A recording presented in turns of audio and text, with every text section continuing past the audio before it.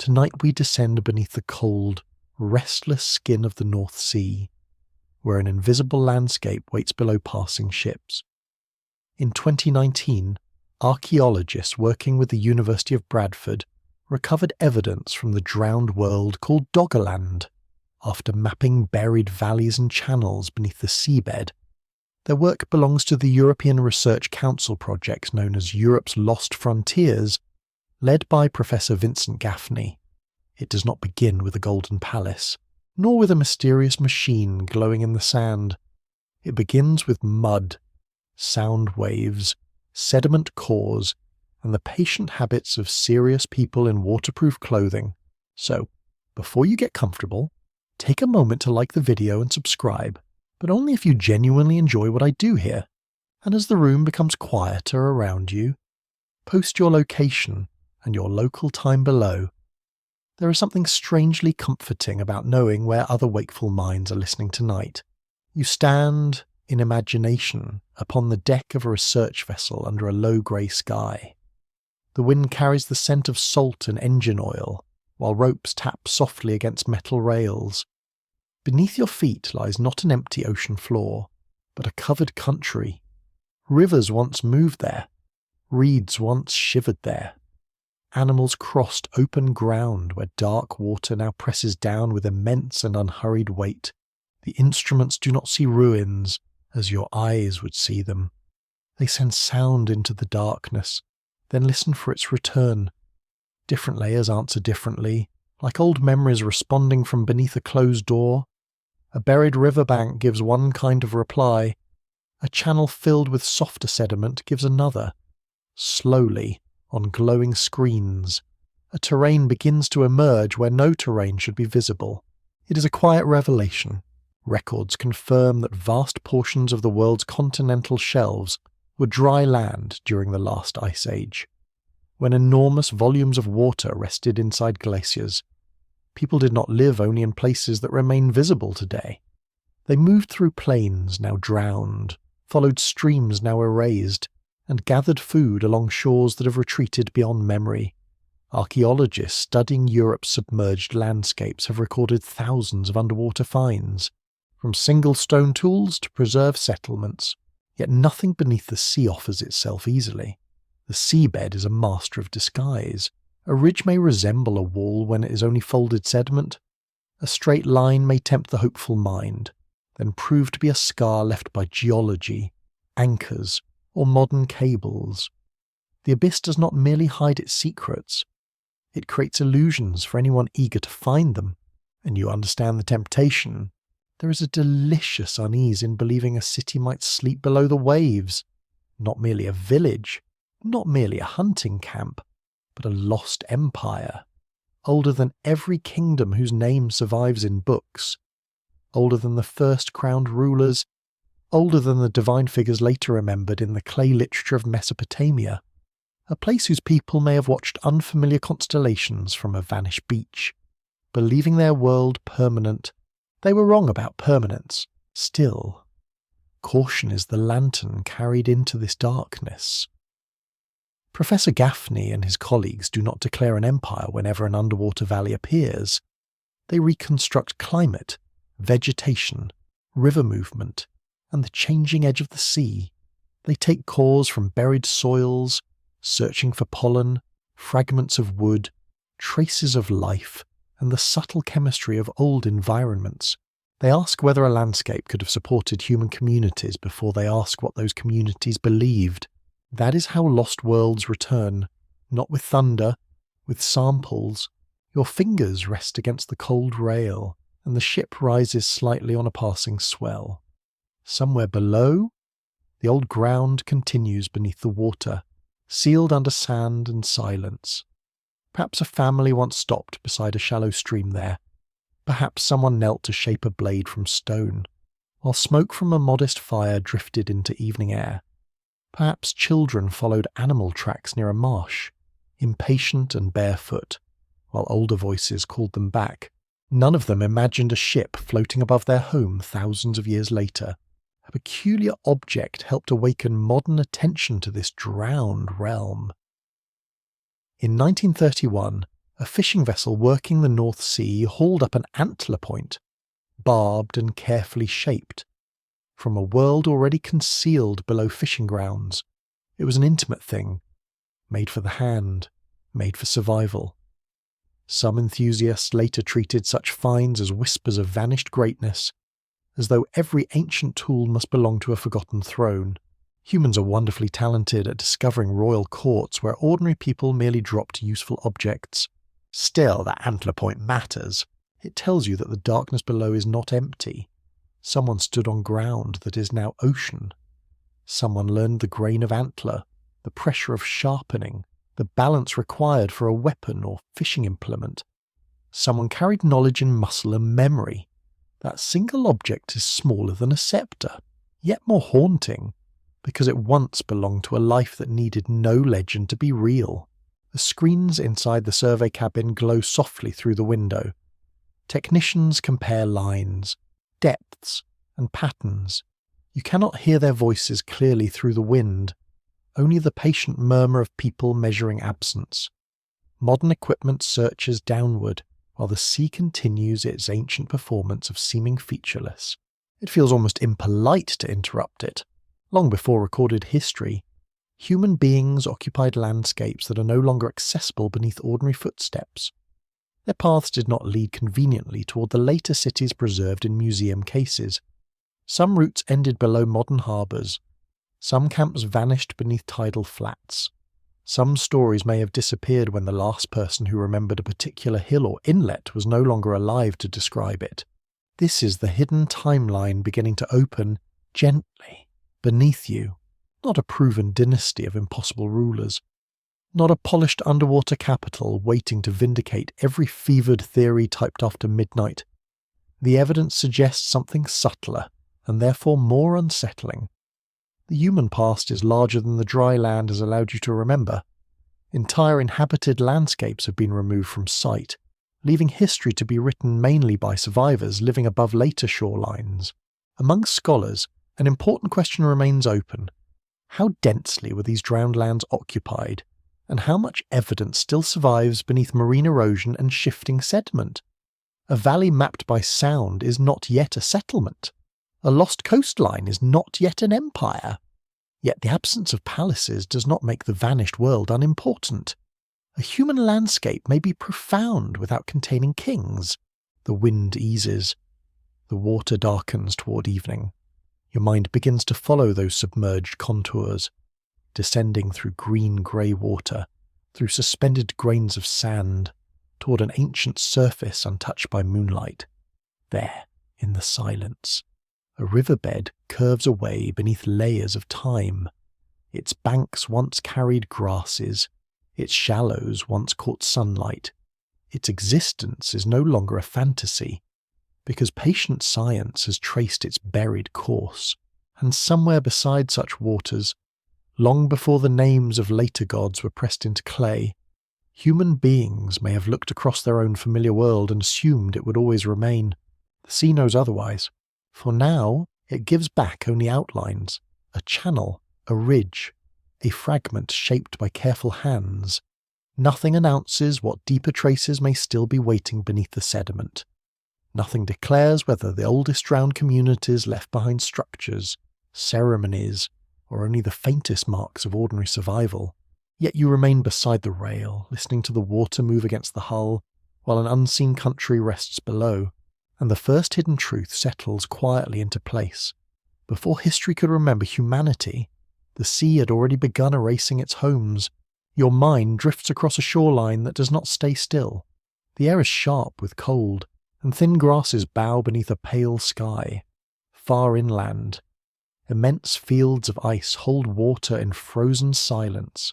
Along the beach, small waves fold against dark sand, leaving shells, driftwood, and the tracks of birds searching the shallows. You feel solid ground beneath your feet, yet the ground has already received its sentence. The ocean is coming, not as a single roaring wall, but as a patient visitor who never turns back. At the coldest height of the last ice age, global sea level stood roughly 120 meters lower than it does today. research published through major scientific institutions, including work discussed in the journal Nature, shows that melting ice transformed coastlines across thousands of years. Vast shelves of exposed land surrounded the continents. The sea was farther away. Islands joined larger lands. Bays were open plains. River mouths rested far beyond modern harbours. You walk through one of those exposed worlds, where fresh water gathers in shallow pools beneath a sky brighter than the water. A family might follow deer inland during one season, then return toward the coast when shellfish are plentiful. Their shelters are light, practical, and repaired with familiar hands. Smoke rises from cooking fires. Flint clicks beneath a skilled stoneworker's careful strike.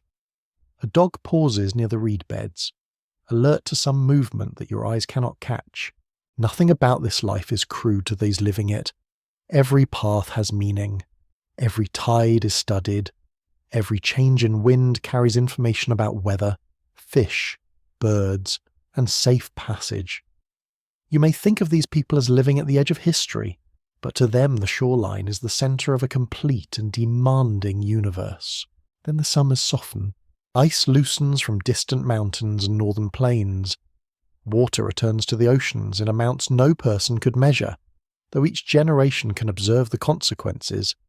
A favourite gathering place becomes marshy. A salt taste appears where water once remained fresh. Storm tides travel farther over the beach. A burial place near a low rise becomes unsafe during high water. Nobody requires a carved tablet to understand what is happening. The land is yielding. The change is slow enough to seem manageable until it is not. Researchers at the University of Southampton have helped demonstrate how glacial sea level changes repeatedly exposed and drowned vast areas of continental shelf. Their studies describe landscapes large enough to have contained rivers, lakes, forests, hunting grounds, and coastlines occupied across countless human lifetimes. This is not a poetic guess. It is a physical reality written in seabed sediments and drowned topography. Yet there is a peculiar cruelty in gradual loss. A sudden disaster makes a clear wound in memory. A shoreline creeping inward over generations becomes harder to name. A grandmother may speak of walking to an island that younger listeners reach only by boat. A father may point beyond breaking waves and say that grazing land once lay there. Children may politely listen, while privately wondering whether adults have always enjoyed exaggerating the size of vanished meadows. Human beings remain recognizable in every age. You smell wet clay and crushed herbs beside a shelter being dismantled. Mats are rolled. Tools are wrapped in hide. Shell ornaments are carefully gathered, because beauty travels even when homes cannot. There is no single departure marked by ceremony. One household moves uphill. Another remains for a season. A third returns and discovers that high tides now enter the cooking place. Familiar life does not end with a trumpet call. It thins, relocates, and quietly becomes a memory. Across the world, the same kind of transformation unfolds in different forms. The Persian Gulf contains a submerged basin once more open and habitable. Southeast Asia loses broad plains that once joined many present islands. Around Australia, travelled country disappears beneath widening seas. Along the Americas, ancient coastal routes become difficult to trace because the beaches that supported them now lie underwater. This is one reason the earliest coastal lives can appear strangely absent from ordinary maps of human history. The evidence has not merely faded, much of its landscape has been physically removed from daily view. Archaeology conducted only on dry ground is like reading a book with many of its opening pages soaked together and sealed beneath glass.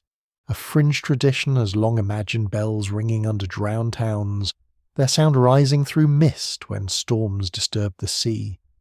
Such tales appear along European coasts, where fishermen spoke of streets, church towers, or lost fields concealed offshore. The stories belong to much later worlds than Ice Age shorelines, and they prove nothing about ancient kingdoms. Still, they express something deeply human, The suspicion that water does not erase a home entirely, but keeps it just beyond reach. The shore continues moving. You stand upon a ridge where scrub grows between stones, watching water fill a broad, low valley. It does not look like conquest. There are no banners, no armies, no divine proclamations, only small waves touching roots, then surrounding them. A lone tree dies where salt enters the soil.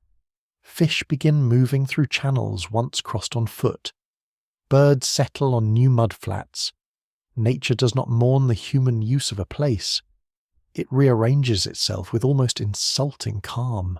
Some scholars continue to debate how these changing coastlines shaped human movement, social organization, and inherited memory. Did rising seas simply push communities toward higher ground, preserving familiar ways of life? Or did repeated displacement encourage new networks, new rituals, and stories of waters overwhelming an ordered world? The sediments can reveal inundation. They cannot easily reveal the quiet conversations of people deciding what must be abandoned. Perhaps one family carries a sacred stone inland. Perhaps another leaves offerings at a shrinking pool, hoping the water will show mercy. Perhaps a skilled navigator begins teaching younger listeners the route between separated hills now becoming islands. Such details remain uncertain, yet the human response requires no fantastic empire to become moving. Losing a known world is grand enough. Your feet sink slightly into damp sand. The tide withdraws, pulling fine grains around your ankles. Out on the flat horizon, the sea shines with a cold silver colour, beautiful and entirely indifferent. It is easy to imagine people standing in this same posture, measuring the distance to remembered ground, seeing a familiar path vanish beneath shallow water. A whole generation may spend its life adjusting to a retreating edge. The next inherits only fragments, stories of lowlands rich with animals, of streams where fish gathered, of long walks across country now separated by waves. With time, practical memory softens into wonder. The lost plain becomes more fertile. The drowned settlement becomes more orderly. Ancestors become wiser, perhaps taller, perhaps closer to mysterious powers. Memory does not always lie. Sometimes it wraps grief in a shape that can survive. There is no need for a hidden throne beneath the tide to feel the gravity of this loss. The vanished coastlines carried meals, arguments, births, songs, footprints, fears, and the daily competence of people meeting an uncertain world. Their lands did not disappear because they were sinful, chosen, or defeated by beings from the stars. They disappeared because ice melted, oceans rose, and humanity lived upon a planet that has never promised stillness. The water reaches the remains of an old fireplace. Charcoal darkens beneath rippling shallows. A few stones remain together for a while, their arrangement still faintly visible through clear water. Then sand gathers across them. Seagrass roots in the softening floor. Fish flicker where warmth once rose into evening air. You remain very still, listening to waves where voices once carried. The coastline walks away, and with it go entire chapters of human experience, leaving only the calm, troubling thought that many of the oldest homes on Earth are resting beneath water. A faint smell of peat rises in the cold air, dark and earthy, as though the seabed has opened a small window into an autumn marsh. You're standing upon a broad plain between lands now separated by restless water. To one side lies the country that will become Britain.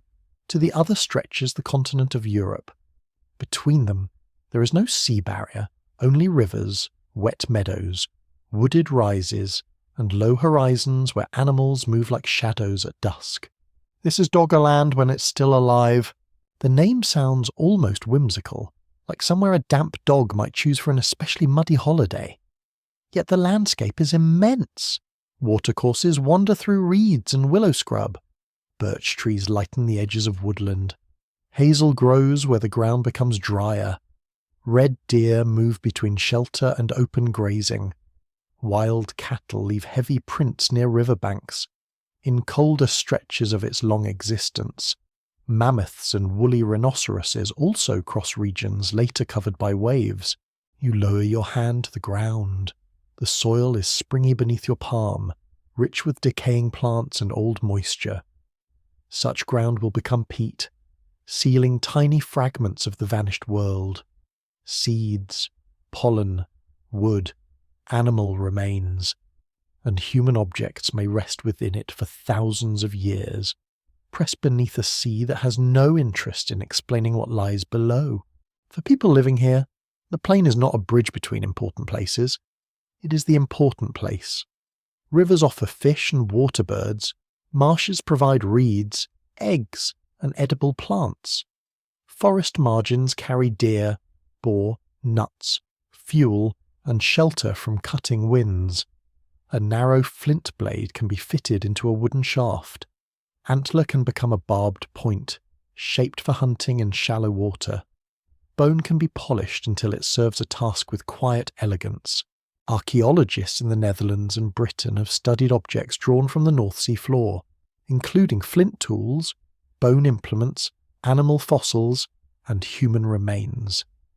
Specialists associated with the National Museum of Antiquities in the Netherlands have recorded numerous worked bone and antler points from submerged deposits. These finds matter because they do not simply mark passing footsteps. They suggest repeated human activity in a rich landscape suited to hunting, fishing, gathering, travel, and seasonal return. You approach a river at sunrise. Mist rests over the water, carrying the scent of wet bark and crushed sedge. On a gravel bank, a figure sits beside a small pile of antler fragments. They do not hurry. Skill is a slow conversation between hand and material. A groove is cut. A bar begins to take shape. A damaged point lies nearby, perhaps discarded with annoyance, because even people living in ancient landscapes surely mutter when careful work snaps at precisely the wrong moment. Across the water, birds lift suddenly from reeds. A settlement here may leave only slight marks. A hearth-reddened soil for a season, a hide shelter leaves little once its poles are removed. Fish bones, hazelnut shells, broken blades, and scraps of worked antler scatter into damp ground. There are no towering walls, no polished avenues, no inscribed gates proclaiming a royal owner, yet absence of stone buildings does not mean absence of belonging. A community can know every bend in a river without needing to carve its name upon it. At times, you hear the deeper movement of animals beyond the trees. A deer breaks through undergrowth, its hooves striking soft earth. Farther away, a large shape appears at the edge of open ground, shaggy and immense, before slowly fading into mist. North Sea fishermen and dredging crews have brought up bones of mammoths, ancient cattle, deer, and other creatures from submerged deposits. These remains reveal not one simple landscape, but environments changing across enormous spans of time. As climate warmed and vegetation shifted, there is something almost dreamlike about a mammoth bone lifted from waters busy with modern shipping. Steel vessels pass overhead. Turbines may turn in distant marine windfields. Nets descend through murk and return carrying a fragment from an animal that moved across dry land under a sky no living person has seen. One expects the sea to offer fish. It seems mildly excessive of it to provide elephants from an extinct world. Among collectors and coastal storytellers, there has long been a playful belief that certain dark pieces of North Sea peak concealed traces of secret settlements or ceremonial ground. A lump of blackened earth arriving in a fishing net can become, in an excited imagination, part of a sacred grove or a lost ruler's estate. More often it is simply preserved ancient soil, yet even ordinary soil contains a kind of majesty, because it once held roots, footsteps, insects, rain, and the weight of people pausing to rest. The rivers of Doggerland are especially haunting. Marine surveys reveal channels beneath the present seabed, former waterways winding through land that vanished under the North Sea. These channels would have directed animal movement and human journeys. A river is a path, pantry, boundary, meeting place, and memory all at once, where streams join, people may gather, where fish concentrate, camps may return seasonally, where a bank rises above flooding. Families may sleep near the safety of a fire. You walk beside one such river while evening gathers. The water reflects a pale band of sky. Someone has left split bones near a hearth, their marrow already taken. A child tests a small piece of flint against wood, imitating older hands. Nearby, a basket rests among grasses, filled with shells and hazelnuts. Nothing announces this as history. The life feels modest, almost too gentle for the vastness of its disappearance. Then the land shudders under a disaster born far to the north. Around 8,150 years ago, a massive underwater landslide off Norway released a tsunami across parts of the North Sea world. Research led by the University of Bradford identified evidence of this event in deposits from the southern North Sea region. Waves may have struck low islands and coastal areas with terrible force, carrying sand and debris inland across places already vulnerable to encroaching water. Still, the picture is not simple.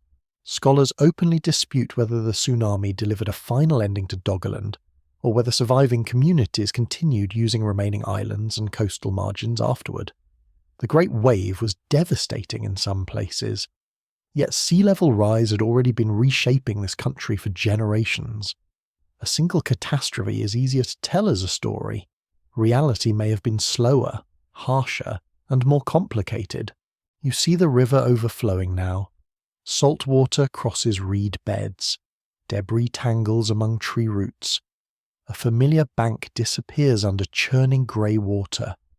Those who escape stand on higher ground, drenched and shaking, looking toward places they may never reach again.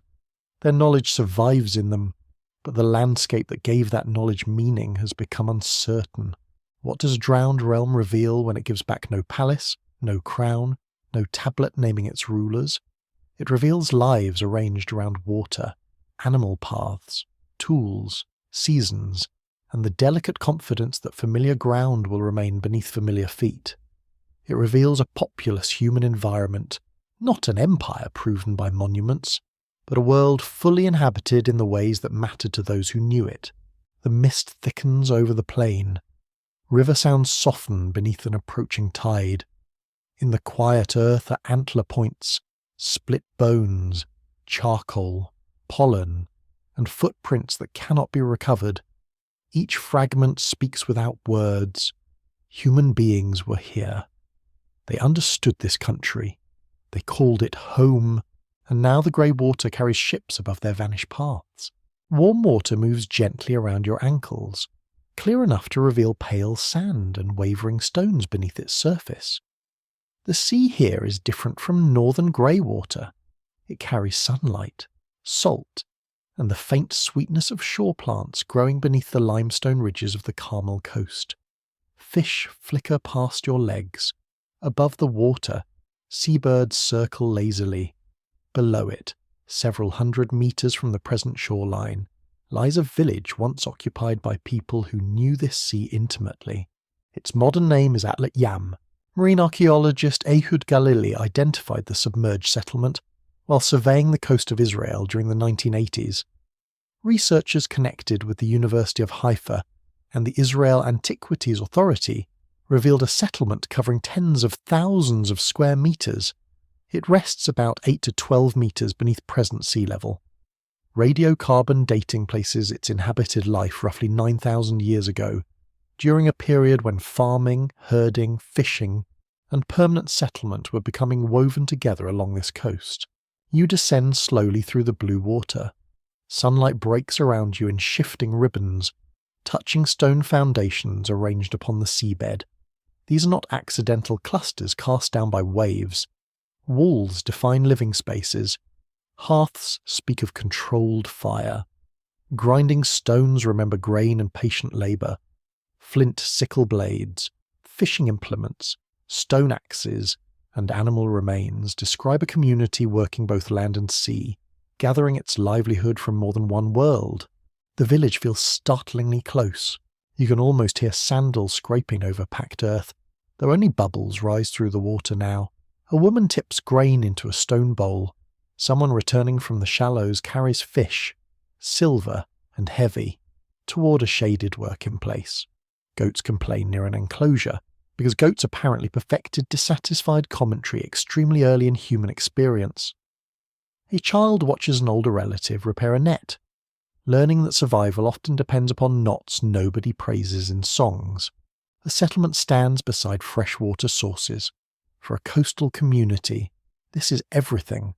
Salt water brings food and movement, but drinking water makes a home possible. Near the village, ancient inhabitants constructed a deep, stone-lined well, descending into the ground with impressive care. Its circular walls once protected fresh water from loose soil and contamination.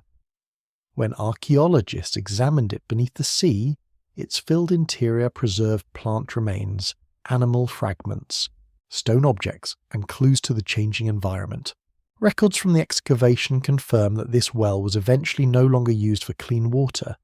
Its upper filling contained refuse, suggesting that something had altered its purpose.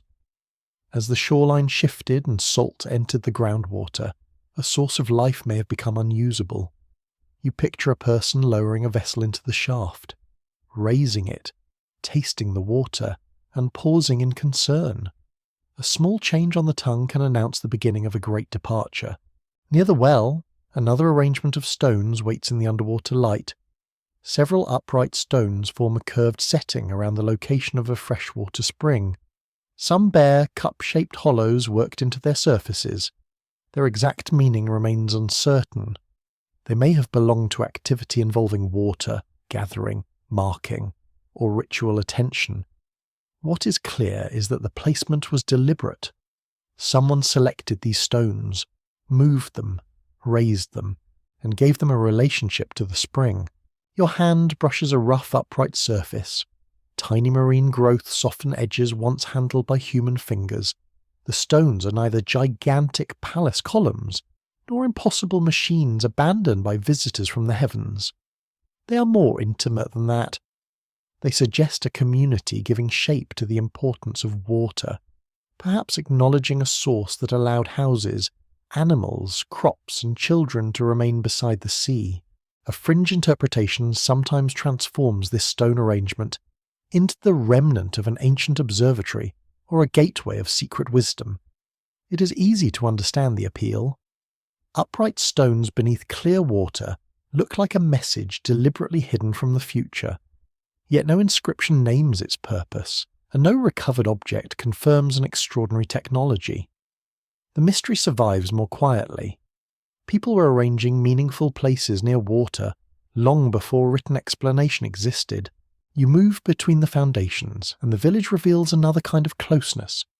Burials were placed within or near the settled area. The dead did not vanish into a remote landscape. They remained near houses, paths, food preparation, conversation, and the daily movement of living people. Among the individuals found here were a woman and an infant buried together, held by soil that would eventually be covered by the sea. In 2008, researchers from the University of London and Tel Aviv University published evidence in the scientific journal Public Library of Science 1, indicating tuberculosis infection in remains from Atlit Yam. The analysis made these individuals among the earliest firmly identified human cases of that disease.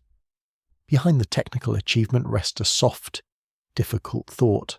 Disease, care, worry, and mourning were present in settled human lives long before physicians could name what afflicted a family.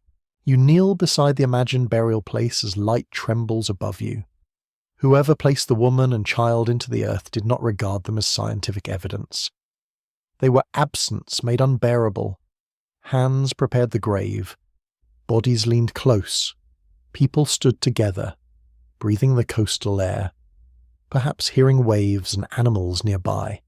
Their sorrow needed no writing to be complete. The village also offers evidence of a varied economy. Fish bones lie among the remains of food. Domesticated or managed animals provided security beyond wild hunting. Plant cultivation required timing, storage, and cooperation. The sea offered abundance, but also risk. Storms could delay fishing, wells could turn brackish, crops could fail. A settled life created comfort and vulnerability together, as though home were both shelter and wager. There is an open scholarly discussion concerning how Atlit Yam reached its end. Rising sea level provides the enduring explanation for its submergence, slowly pushing marine water toward wells, houses, and workable ground. Some researchers have also considered whether a destructive sea wave, possibly connected with volcanic collapse in the Mediterranean, struck communities along these coasts. The possibility remains debated, because abandoned objects and inundated structures do not speak plainly about a final day. Perhaps the inhabitants had time to move baskets, tools, animals, and treasured objects inland. Perhaps they returned repeatedly, hoping the salt would recede from their well. Perhaps an unusual wave terrified a community already enduring a shrinking margin between land and water. You cannot force certainty from submerged stones. You can only remain attentive to the forms of loss they preserve. A small fish passes through a doorway. That simple movement catches at you. Once, a doorway separated warm interior shade from bright outdoor dust. Once, someone carried food through it, stepped around a sleeping child, or called toward a neighbor near the spring. Now seawater fills the room without resistance. Sand lies across the floor. Shells settle where vessels may once have stood. The house remains present, yet its ordinary purpose has dissolved completely. This is why Atlit Yam troubles the imagination so gently. It is not a rumour of grandeur hidden beyond proof. It is a real settlement with wells, workplaces, burials, standing stones, and human illness preserved beneath the Mediterranean. Its people belong to a world thousands of years earlier than the written divine households of Mesopotamia. They do not require a legendary ruler to make their lives astonishing. The sunlight begins to thin as evening deepens above the water. Blue shadows settle across the foundations. The curved stones near the ancient spring become darker, quieter, almost protective in their silence. You rise slowly from the submerged path, carrying the image of fresh water turning salty, houses becoming seabed, and loved ones resting near a village no living voice can name.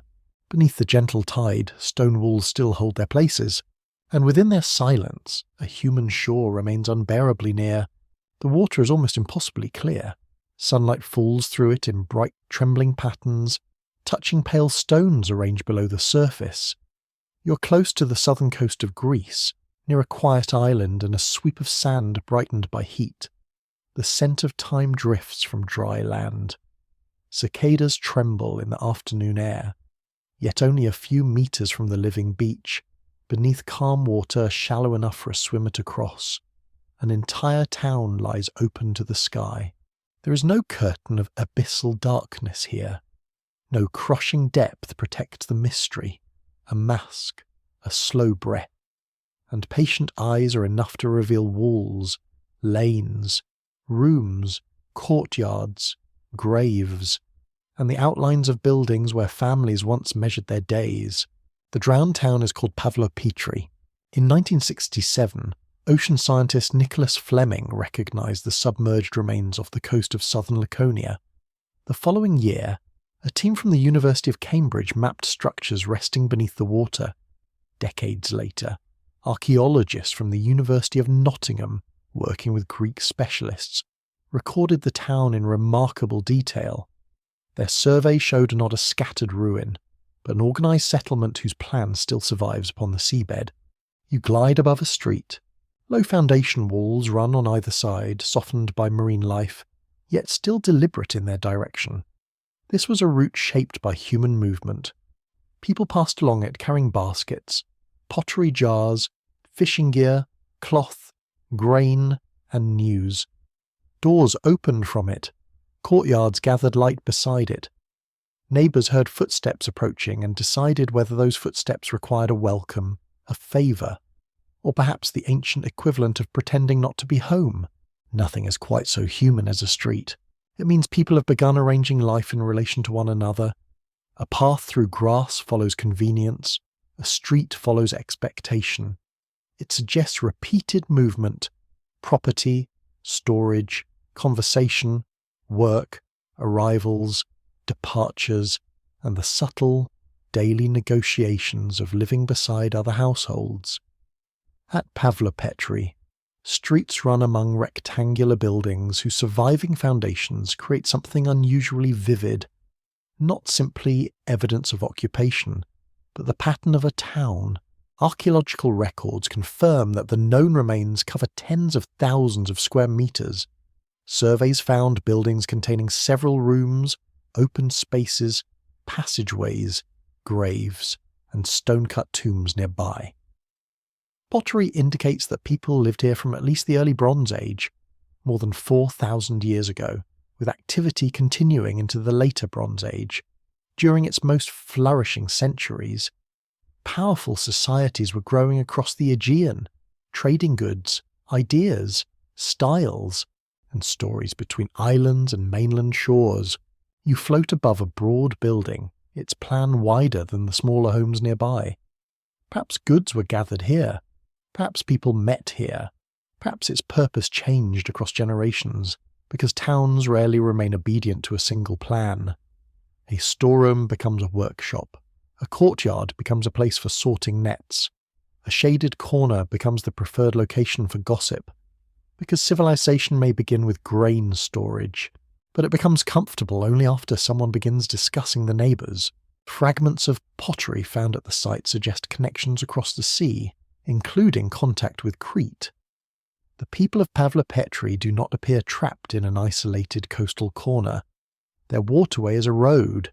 Boats leave the shoreline carrying containers, textiles, oil, food, tools, or other valued cargo.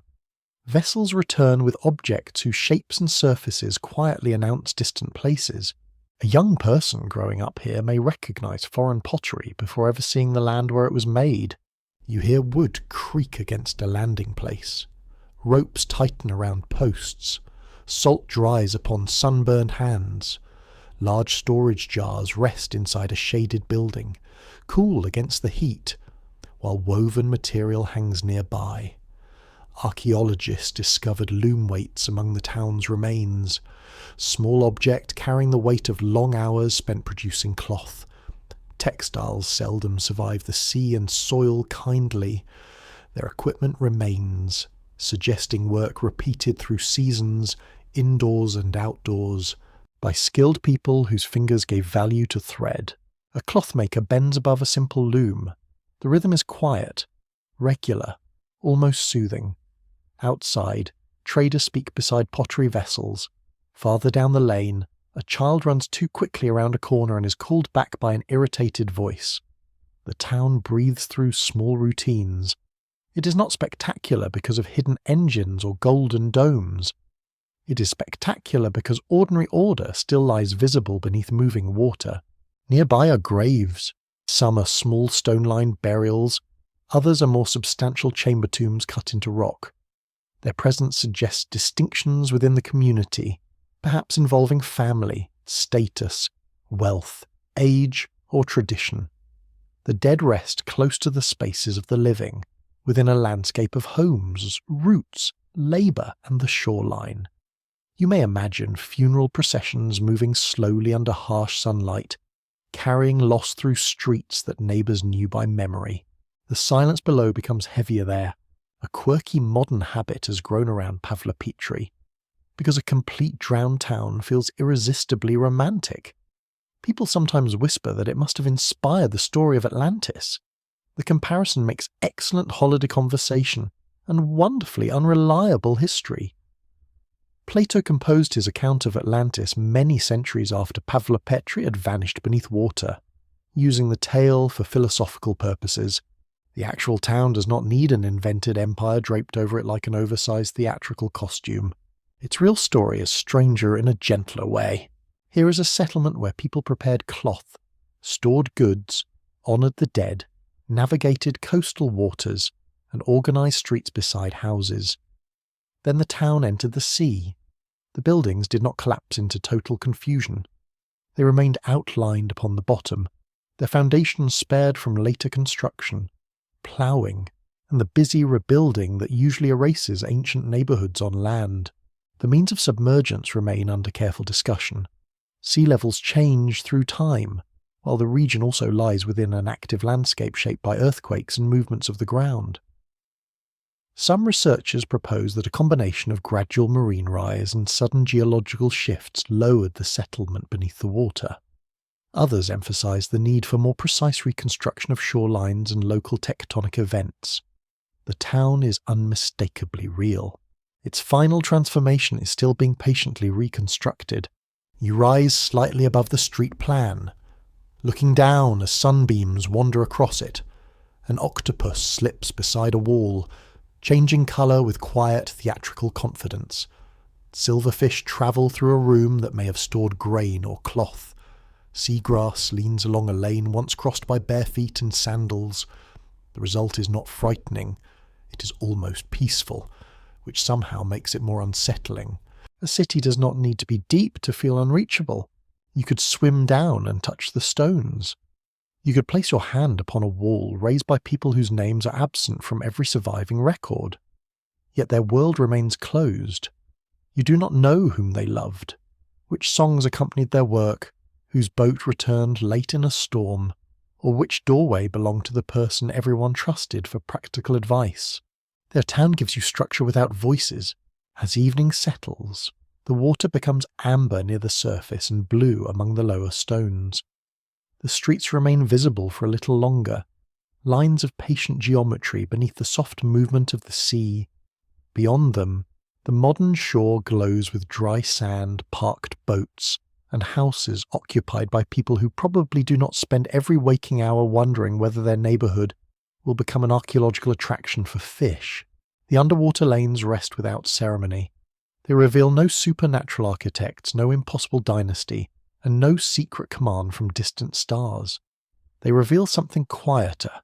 Human beings built ordered lives beside the sea, joined wider networks, buried their dead, and trusted stone walls to mark a lasting place in the world.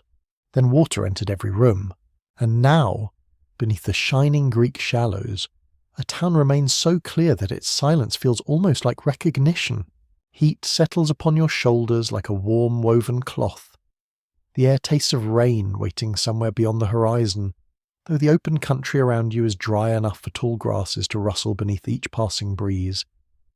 In the distance, wooded strips follow the course of a wide brown river. Great birds rise from its margins. Beyond them, low hills gather in blue haze, appearing almost like islands floating above a golden plain. Yet they are not islands here.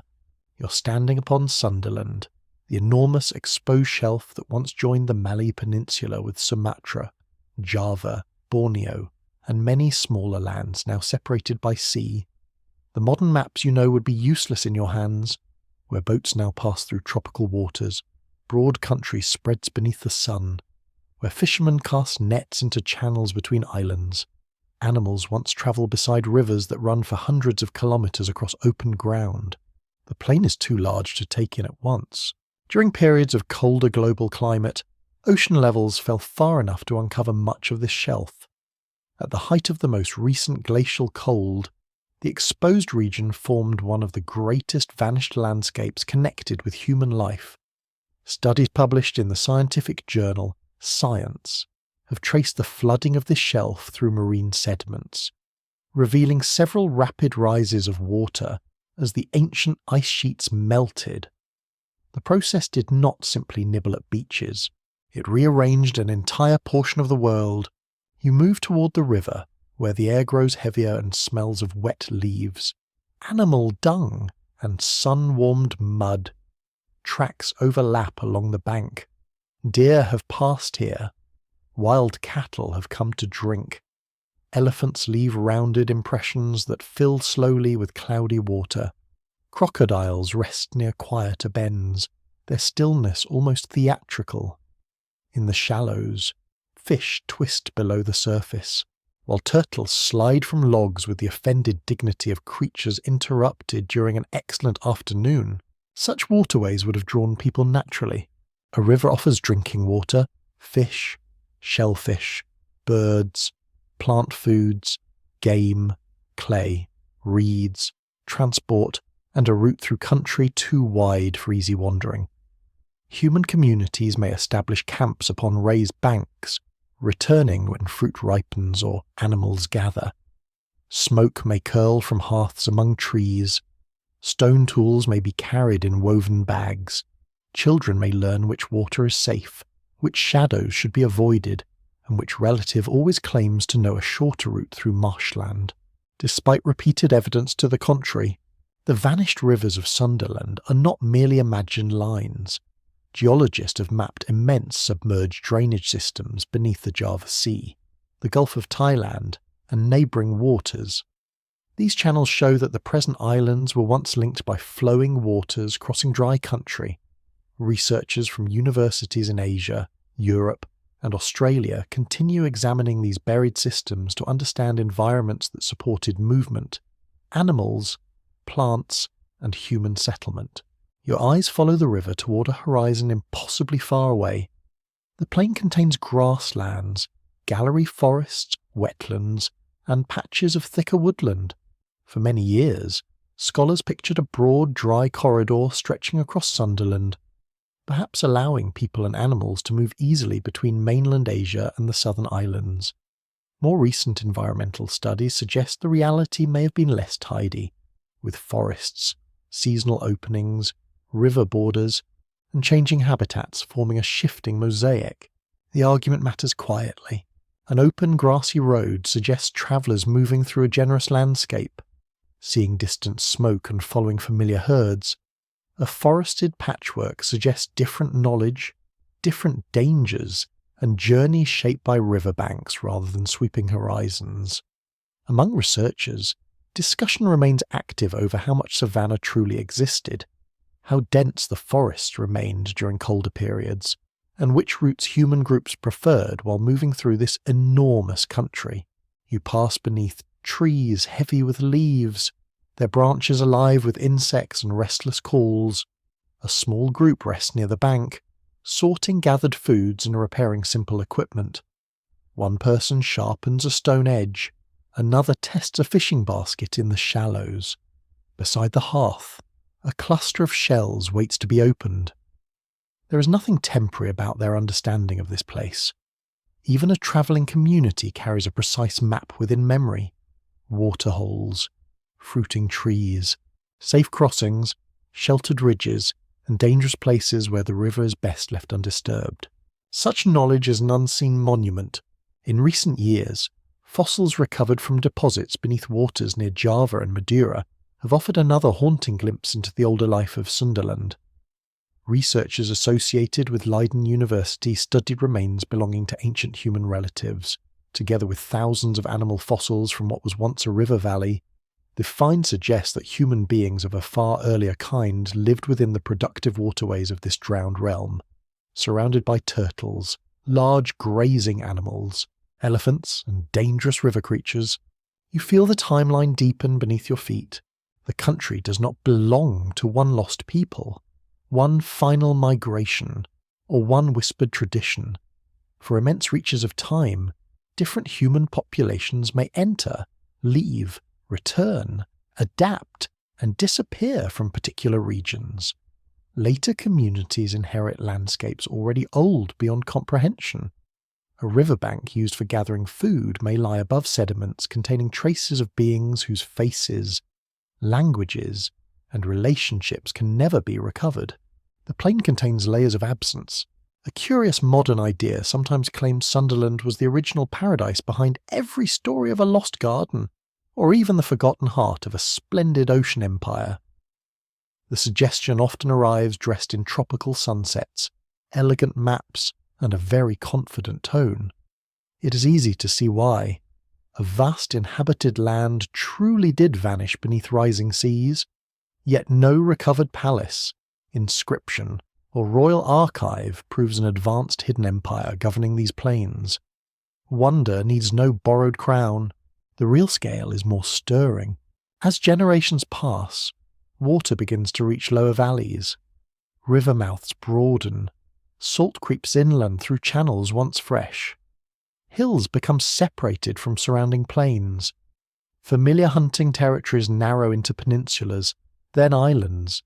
Communities accustomed to walking between distant regions must adjust to rafts, canoes, coastal crossings, or movement toward higher country.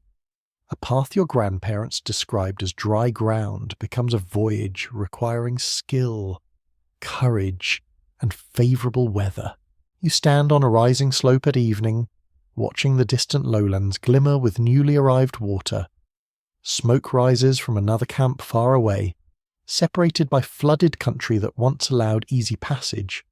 Across that expanding distance, people remain visible, yet less reachable.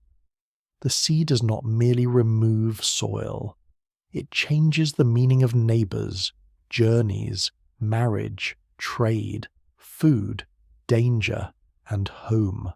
Researchers studying inherited biological patterns among island populations have asked whether flooding helped drive major dispersals across this region. Some evidence suggests that the breaking apart of Sundaland encouraged movements of people into new coastal and island settings.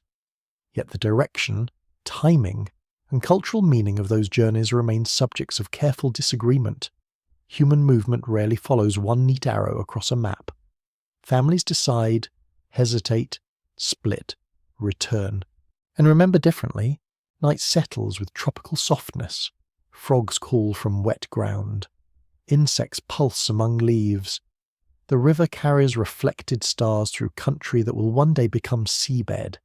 Somewhere, a small boat is pulled higher onto mud, perhaps still a novelty beside paths normally walked on foot. Somewhere else, an elder speaks of a distant grove that water now surrounds, giving directions to children who may never stand there. The story has no tablet, no crowned founder, and no surviving name for the plain itself. It has buried rivers, animal bones, human movement, drowned distances, and islands formed from the highest portions of an inhabited world. Beneath warm seas, Sundaland keeps the shape of a country vast enough to transform every journey into a memory, in your ears. The echo changes into the faint slap of water against red stone. Warm wind moves across a northern coast, carrying the scent of salt, spinifex grass, and sun-heated rock. The landscape before you seems ancient even by daylight standards. Dark hills rise from the shore like sleeping animals. Small islands lie scattered in brilliant water. Channels glitter between them, peaceful and inviting. Yet the islands are only the surviving heights of a much wider country. You stand within the northern reaches of Sahul, the Ice Age landmass joining Australia, New Guinea, and the Aru Islands during periods of lower sea level. Along its northwestern margin, the ocean once withdrew far beyond the present coastline. Vast plains opened between the Kimberley and Arnhem Land. Rivers crossed country now hidden beneath tropical seas. Freshwater lakes formed where fish, birds, animals, and human communities could gather within a broad inhabited world. The sun presses gently against your back as you walk across exposed ground. To your left, a shallow lake reflects an enormous pale sky. Reeds gather along its margin, trembling whenever birds lift from the water. Farther away, rocky ridges break the plain, offering shade, stone, and viewpoints across the surrounding country. The land is not empty wilderness waiting for a stranger to discover it. It is known, crossed, named, remembered, and understood by people whose relationship with place is deep and attentive. A family pauses near a freshwater pool. Someone lays stone flakes beside a smooth working surface. Another person watches the water for movement, reading small ripples with practiced patience. Children gather shellfish from a muddy margin, while an older figure tests the wind and glances toward distant clouds. Here, skill does not announce itself grandly. It appears in knowing which stones fracture cleanly, where water remains sweet, and when a crossing becomes dangerous. Every ordinary choice preserves life. Studies led by researchers from Griffith University and the University of Sydney have reconstructed this drowned northwestern shelf from detailed seabed mapping. Their work, published in quaternary science reviews, reveals that the vanished region once included an extensive archipelago, a large freshwater lake, and a protected inland sea. During colder periods, these waters and surrounding plains could have supported substantial human populations moving through a landscape far larger than the remaining coastline suggests. You climb a ridge and look across that lost geography. The lake lies calm below you, edged with green growth. A river threads away toward the horizon. Beyond it, smoke rises thinly from another resting place. The distance between communities is walkable, familiar, contained within shared knowledge of water and stone. A journey may take days, but it remains a journey through country, not across open sea. Then your attention is drawn toward a cluster of reddish rocks near the coast. Their surfaces hold marks made by human hands, animals, tracks, figures, signs whose meanings live within a cultural world far older than any written account of kings. The present landscape of Murujuga contains an extraordinary concentration of Aboriginal rock engravings. Around it, shorelines changed repeatedly as water covered valleys, passages, gathering places, and routes once travelled on dry ground. Beneath the clear channels, the search for human traces becomes unusually intimate. Divers move slowly above submerged rock platforms, scanning surfaces where sand gathers in hollows. At Cape Bruguières, researchers from Flinders University, the University of Western Australia, James Cook University, and partner organisations recorded more than 260 stone artefacts beneath shallow water. The discovery became the first confirmed ancient Aboriginal archaeological site identified on Australia's continental shelf. You sink gently beneath the surface. The water is warm around your arms. Small fish dart past broken rock. There, among the seabed textures, lies a stone piece shaped through human intention. Its edge is modest. Its colour almost blends with surrounding material. No beam of light selects it. No carved inscription declares who held it. Yet a person chose that stone, struck it, used it, and left it upon ground that was not underwater when their hand released it. That simple object changes the silence. Farther within Flying Foam Passage, investigators identified stone artefacts associated with a submerged freshwater spring, lying many metres below present sea level. A spring beneath seawater seems almost dreamlike, a memory of drinking water enclosed by salt. When dry land surrounded it, such a place may have drawn people, animals, conversation, tools, rest, and repeated return. Water in a dry landscape is never merely scenery. It is a centre of gravity. You kneel beside the imagined spring while a breeze pushes at your hair. Stone vessels are not required for water to become precious.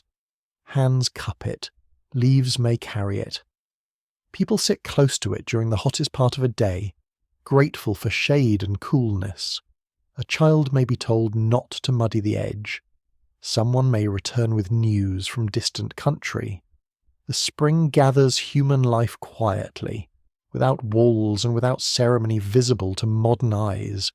In certain modern fantasies, the drowned northern shelf becomes the doorway to a hidden empire, complete with advanced harbours, secret astronomers, and rulers removed from ordinary human ancestry.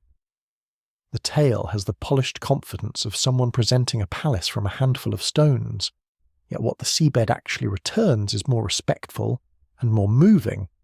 It preserves country used by Aboriginal people, shaped through knowledge, travel, food gathering, tool-making, memory, and belonging. This is not vacant land drowned before history began. It is sea country, a cultural landscape extending beneath the water, still significant to traditional owners whose connections to land and sea do not end at the modern shoreline. The ocean may conceal old camping places and freshwater sources, but it does not transform them into ownerless riddles awaiting an outsider's grand theory. Beneath the tide rests evidence of enduring human presence, not an invitation to erase it with imaginary monarchs. The scholarly questions remain delicate and important. Researchers continue debating how many people could have lived upon the exposed northwestern shelf, how seasonal movement operated around its lakes and rivers, and whether flooding caused sudden population shifts toward remaining coasts. Seabed models can show fertile corridors and drowned basins. Artifacts can confirm human activity. They cannot fully restore ceremonies, kinship roots, spoken knowledge, or decisions made as waters approached familiar places. You watch that approach in the evening light. A shoreline advances across low ground. The freshwater lake alters as marine channels press closer. Routes between camps become difficult, then impossible on foot. Rocky heights remain, forming islands whose shapes preserve only part of a travelled world.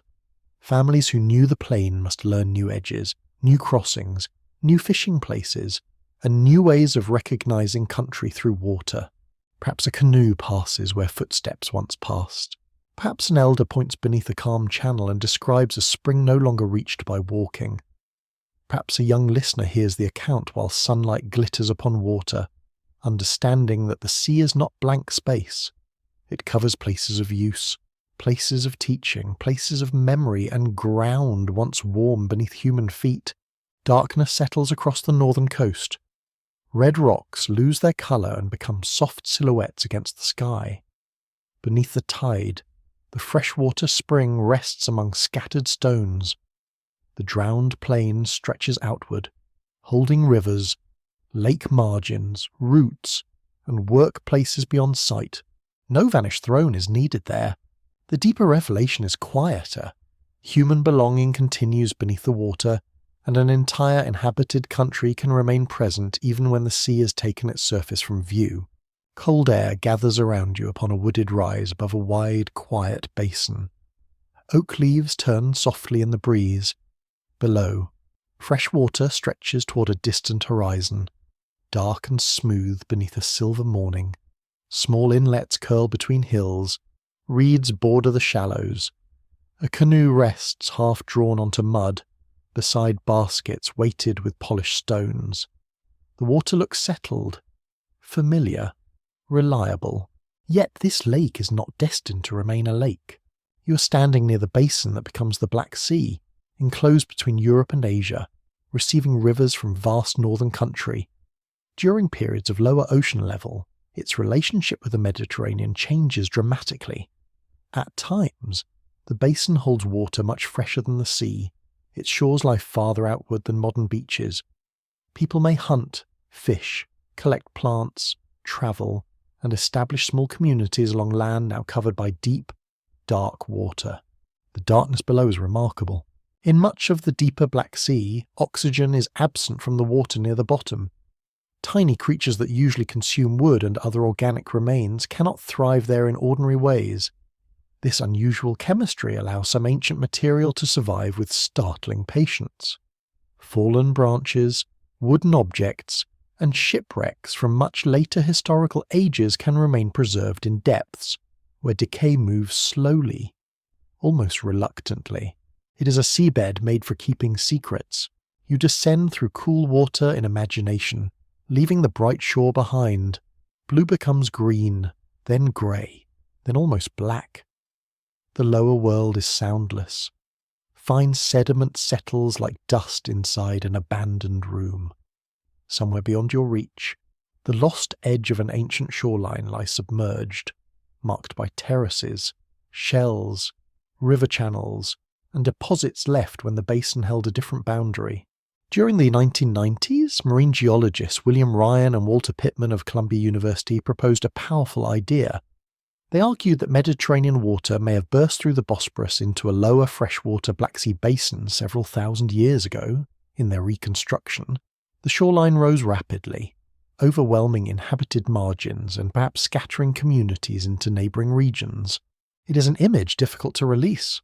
You stand beside the quiet freshwater margin as an unfamiliar sound gathers beyond the southern horizon. At first it resembles wind among distant trees. Then birds rise from the reeds in great, panicked sheets. The water behaves strangely, trembling against the mud. People glance toward one another, their hands still holding nets, baskets, wooden bowls, and small sleeping children. No warning is written in the sky. In the grandest version of the idea, salt water rushes inward with immense force, filling low plains and pushing the lakeshore far beyond its familiar limits. Villages nearest the changing edge are abandoned, paths vanish, fishing grounds become deeper water, fresh plants die where salt reaches roots. Families climb towards safety, carrying what they can manage and leaving everything too heavy, too rooted, or too deeply loved to move.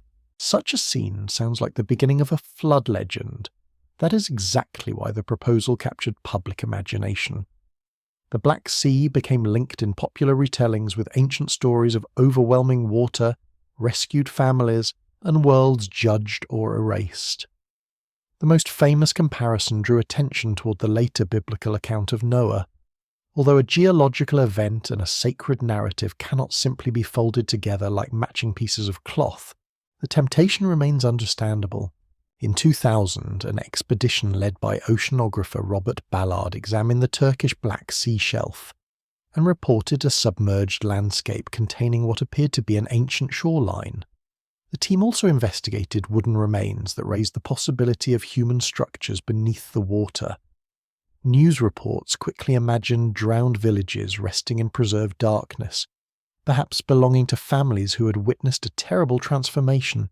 For a moment, the sea seemed ready to speak plainly, yet underwater evidence demands unusually careful patience. A worked timber can indicate human activity, but it does not describe a disaster. A submerged shore can prove changing water levels, but not the speed of drowning. Shells adapted to freshwater or salt water can chart alterations in the basin, but they do not reveal whether families fled in terror or gradually adjusted across generations. Scholars have argued intensely over these questions. Researchers associated with Woods Hole Oceanographic Institution examined sediments and landscapes around the Danube Delta, finding evidence that challenged the most catastrophic version of the flood. Other specialists studying marine deposits, ancient salinity, and flows through the Bosporus have proposed that water exchange may have been less violent, or even directed outward from the Black Sea during crucial periods. In this reading, the basin certainly changed, but it may not have endured one enormous waterfall-like invasion. The uncertainty deepens rather than diminishes the scene. Imagine living beside water that grows gradually higher. One season, the bank near a familiar landing place is narrower. Some years later, a marsh becomes open water. A garden plot remains damp too long. A grave on low ground must be visited by boat. The community does not run screaming from one single wave. It watches its known world change by inches, tides, storms, salinity, and weary decisions. Slow loss carries its own terror. A quirky belief among coastal storytellers around the Black Sea describes drowned habitations beneath the surface, with lost walls or sunken paths revealed during unusually clear conditions. Such tales do not prove a vanished kingdom, and many belong to recent settlements swallowed by local erosion or shifting shores. Still, the image persists because water invites the mind downward. When a dark sea covers old country, listeners instinctively wonder whether lamps once glowed beneath its present waves. You kneel near the freshwater edge where smoke drifts from a small hearth. Fish dry upon a wooden rack. A clay vessel rests on packed soil. Beyond the reeds, people repair nets while others gather edible plants. There is no need to call them citizens of an empire. Their lives depend upon detailed knowledge of seasons, currents, bird movements, river mouths, and the mood of the lake. Their knowledge itself becomes unstable. Saltwater species begin appearing where freshwater ones once dominated. A boat travels above ground that older people remember walking. A hill once used as a lookout becomes an island. Children grow accustomed to a shoreline their grandparents considered deeply wrong. The younger generation learns the altered world as ordinary, while the older generation measures each change against an internal map that no longer matches reality. Stories begin in such distances. A tale need not preserve measurements to preserve an emotional truth. Waters rose, places vanished, people moved. Something once dependable became dangerous, over centuries. The remembered loss may gather moral meaning, divine purpose, named survivors, and a vessel large enough to carry hope through catastrophe. Memory is not a sediment core. It preserves what fear and meaning decide to keep. Researchers still dispute whether any Black Sea inundation can be connected with later flood traditions. No line of evidence securely carries a story from a prehistoric shore into a written religious account thousands of years later. The gap is enormous, filled with migrations, changing languages, many local floods, and the human fondness for explaining suffering through story. The basin falls silent under evening cloud. The ancient water darkens beneath you, reflecting a sky heavy with rain. Near the shoreline, a canoe rocks gently beside reeds. Nothing confirms a single terrible day. Nothing dismisses the fact that habitable ground was lost. Between catastrophe and gradual flooding lies a landscape of human uncertainty, where families may have watched water alter the boundaries of everything they knew. Far below the modern Black Sea, old shores rest in cold shadow. They offer no simple proof of sacred flood, forgotten empire, or divine punishment. They hold something quieter, the possibility that human memory has always listened closely when water enters a home. And in the darkness, the basin keeps its answer unfinished. The scent of dust replaces the taste of salt. Under a wide amber sky, you walk across a limestone rise in southeastern Anatolia, where the earth holds heat long after sunset. Wild grasses brush your legs. Pistachio and almond trees scatter thin shade across the slopes. In the valley below, gazelle move through open country in nervous, just elegant groups. There are no city walls here, no royal roads, no crowded market stalls, and no written commands issued by a palace. Yet something extraordinary rises from the hill. Circular enclosures sink into the ground, bordered by carefully fitted stone walls. Within them stand tall limestone pillars shaped like narrow human figures, their broad shoulders turned inward toward two greater stones at the centre. Foxes leap across their surfaces. Snakes twist in flowing bands. Boar, cranes, vultures, and dangerous cats emerge from pale rock as though the hill itself has begun dreaming in animals. This place is known as Göbekli Tepe.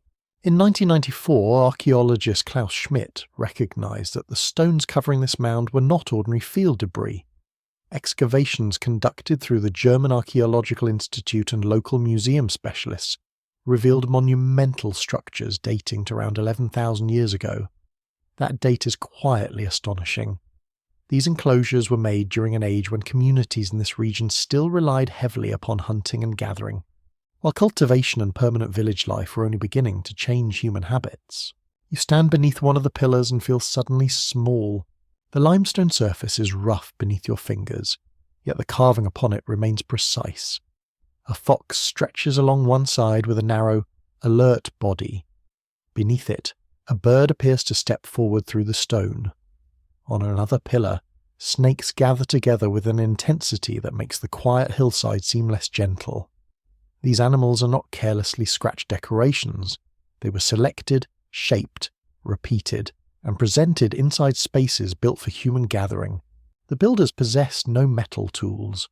They worked limestone with stone implements, patient strength, and coordinated labour. A pillar weighing several tons could be quarried from the surrounding bedrock, shaped, carried, raised, and placed within an enclosure. Such work required food, planning, agreement, skill, and enough shared purpose to bring many people together upon a hilltop, offering little shelter from summer heat. Perhaps the work begins at dawn. Men and women gather around a pale block newly freed from rock. Water is passed from hand to hand. Someone studies the intended route across uneven ground. Ropes tighten. Wooden levers press against stone. Instructions are spoken with increasing urgency as the pillar shifts by the width of a finger.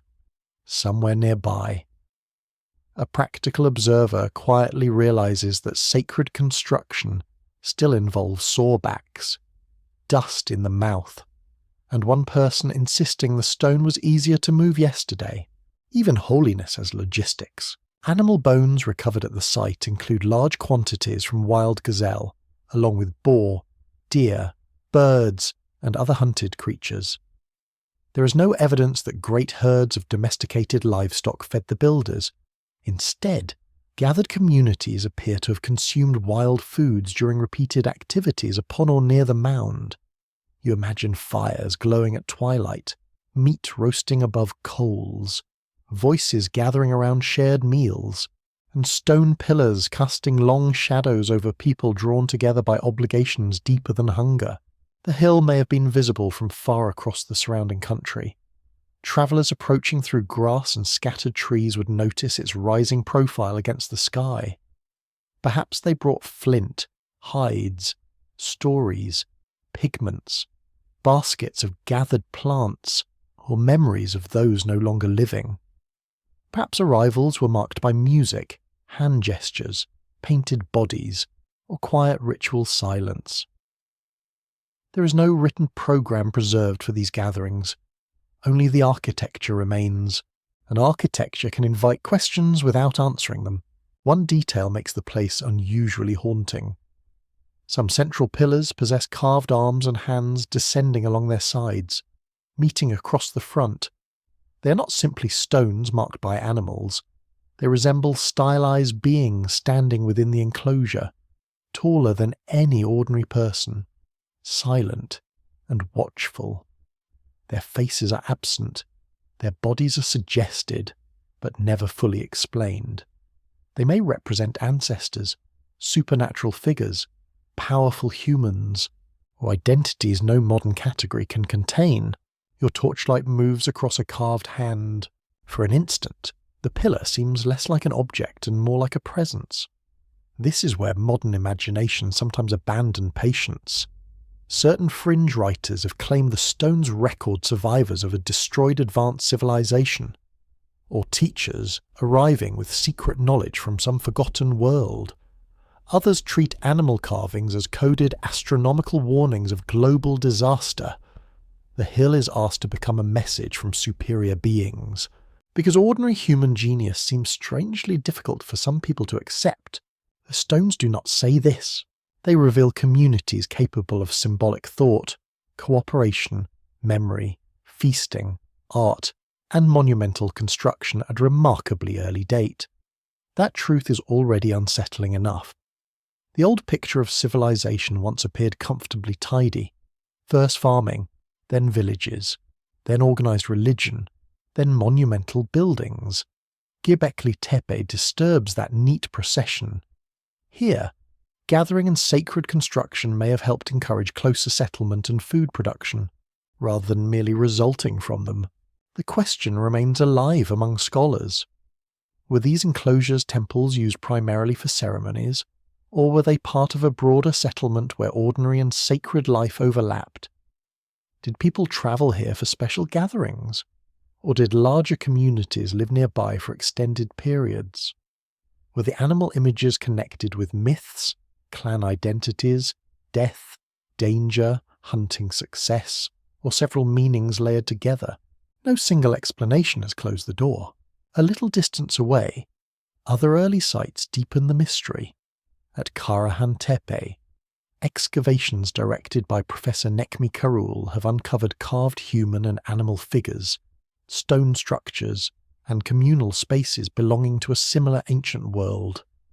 The wider region contains multiple mounds where people-shaped stone gathered together and expressed powerful ideas without writing. One lonely sanctuary no longer stands alone. A network of places begins to appear across the hills. You walk through evening warmth toward an enclosure partly sunk below ground. The walls hold the cooler breath of shade. Above you, the sky becomes violet and gold. Someone has arranged stone benches around the interior. Perhaps people sit here while firelight catches the carved animals. Perhaps a voice speaks into the hush, explaining why vultures circle above the dead, why snakes enter hidden places, or why humans must return to this hill at a particular season. The words are gone. Still, these carved spaces reveal something immense. Long before scribes fixed divine names upon clay, people gathered around unseen meaning. They raised forms larger than themselves. They accepted burdens of labour for ideas that could not be eaten, worn, or carried away in a basket. They looked upon animals, death, seasons, and the human body, then shaped a shared world from stone. A flood story is not required to begin wonder. A drowned palace is not required to reveal depth. Here, upon dry ground, people without kings or script are already organising memory into place. They are already making the invisible feel present. They are already standing beneath a sky filled with questions, giving those questions bodies of limestone. Night arrives upon the hill. The gazelle are gone from sight. Cooling air passes through grasses and around the upright stones. The carved foxes remain alert. The silent pillars face inward, guarding a meaning their makers never surrendered to writing. And in their circle, human belief stands older, stranger, and more capable than comfortable history once allowed. The ground beneath your sandals is soft with river silt. Dawn spreads pale gold across an immense flat plain, where reeds stand taller than a person and shallow channels shine between islands of mud. The air smells of wet clay, smoke, fish, and dates ripening in groves near the water. Somewhere among the marshes, a boat glides forward without a sail, guided by a long pole pressed carefully into the riverbed. This is southern Mesopotamia, where land and water negotiate every boundary. The Tigris and Euphrates do not simply pass through this country. They create it, abandon it, divide it, flood it, and feed it. Channels shift through the plain, leaving older courses dry while new branches gleam beneath the sun. Villages cling to raised ground. Fields appear where water can be controlled. Marshes shelter fish, birds, reeds, pigs, and families who understand that a river may provide abundance in one season and remove certainty in another. You follow a narrow embankment toward a cluster of houses made from mud brick. Their walls are warm beneath your palm, shaped from river clay mixed with plant matter and dried under the patient glare of the sun. Smoke escapes through openings in roofs. A woman pours grain into a storage vessel. Nearby, fishermen draw their craft against a muddy bank, unloading baskets whose contents flash silver in the morning light. A canal carries water toward fields beyond the houses. No one mistakes that canal for an accident. It is cut, cleared, repaired, discussed, argued over, and protected. Water must reach crops without drowning them. Silt must be managed. Boundaries must be remembered. A careless household can inconvenience several neighbours, which is one of civilization's earliest and most enduring achievements. Researchers at the Metropolitan Museum of Art describe southern Mesopotamia as a region where hunting, fishing, herding, and farming supported communities for thousands of years. Early in the 6th millennium, farming settlements spread deeper into the southern river plain, relying increasingly upon irrigation rather than rainfall. Over long centuries, villages enlarged, labour became more organised, and certain places gathered people, goods, worship, and authority with unusual force. One of those places becomes Uruk. You approach it not as a finished city, but as a living accumulation of choices. At first, there are houses, work areas, storage spaces, and sacred buildings raised upon slightly elevated ground. More people arrive. More grain moves through courtyards. More clay vessels appear beside doorways. Canals draw boats from distant settlements, carrying reeds, fish, wool, timber, stone, bitumen, and food grown in fields watered by human effort. The settlement swells under the sun. By roughly 5,200 years ago, Uruk had become an enormous urban centre, perhaps the largest settlement then existing anywhere on Earth. The Metropolitan Museum records monumental mud brick buildings decorated with coloured clay cones pressed into their outer walls, making surfaces shimmer with patterned colour. These were not shelters assembled for a season. They were statements of organisation, wealth, devotion, and authority visible across a crowded city. Your path opens into a public space where labourers carry baskets of clay. A building rises ahead, massive in comparison with ordinary dwellings. Its walls glow with small cones arranged into geometric patterns, red, black, and pale against the mud brick.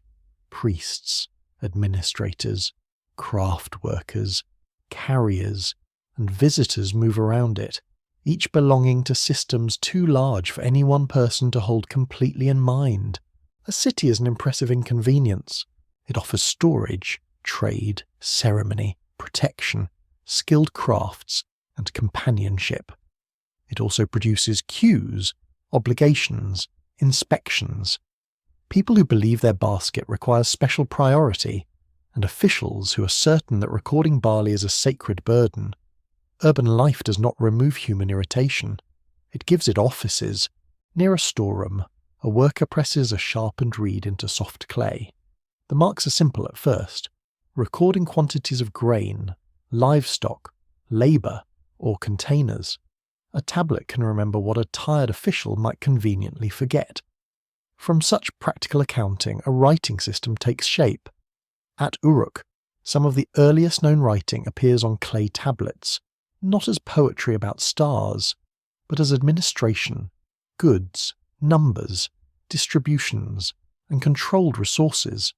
The University of Chicago Institute for the Study of Ancient Cultures has long examined this transformation of the Southern Plain into a landscape of cities.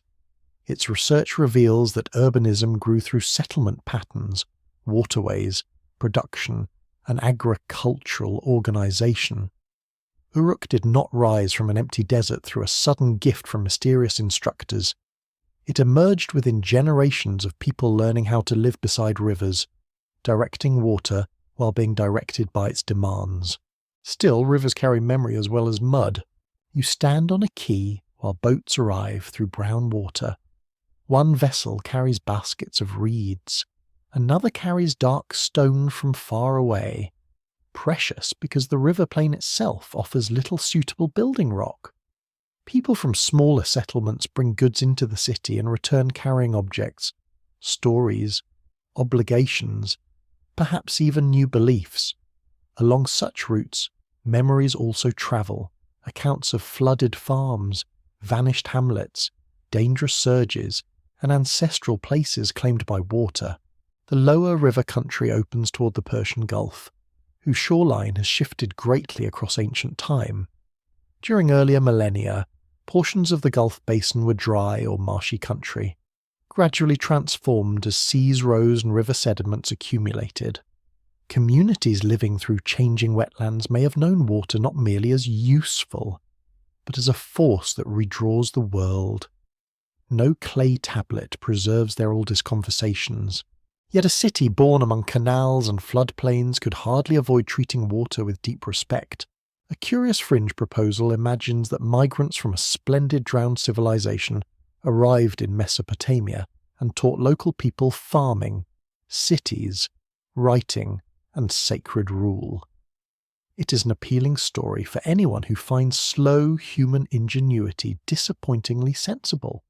Yet archaeology presents no lost imperial fleet delivering civilization to Uruk.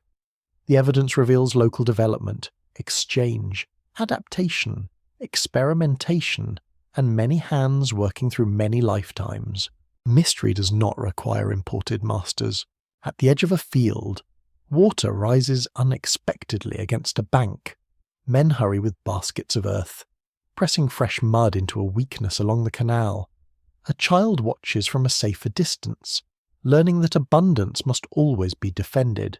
Floodwater carries fertile silt, but it can also flatten crops, spoil homes, and force families toward higher ground. The rivers give life through an agreement they never promised to honor gently. Excavations at cities including Kish and Shurapak uncovered flood deposits within ancient occupation layers. Early excavator Leonard Woolley famously believed a thick deposit at might reflect the great flood remembered in later sacred story. Penn Museum scholars and many other researchers have treated that conclusion cautiously. Different cities experienced flooding at different times, and no single deposit demonstrates a universal disaster swallowing the inhabited world. The debate remains quietly compelling. Did severe local floods help shape later Mesopotamian accounts of a great inundation? Did marsh dwellers and farmers preserve memories of repeated watery destruction until such experiences became one immense tale? Or did the written flood narratives serve purposes of kingship, divine order, and human fragility that cannot be traced to any single event? You cannot read the answer upon the river. Evening settles over Uruk. Lamps appear within doorways.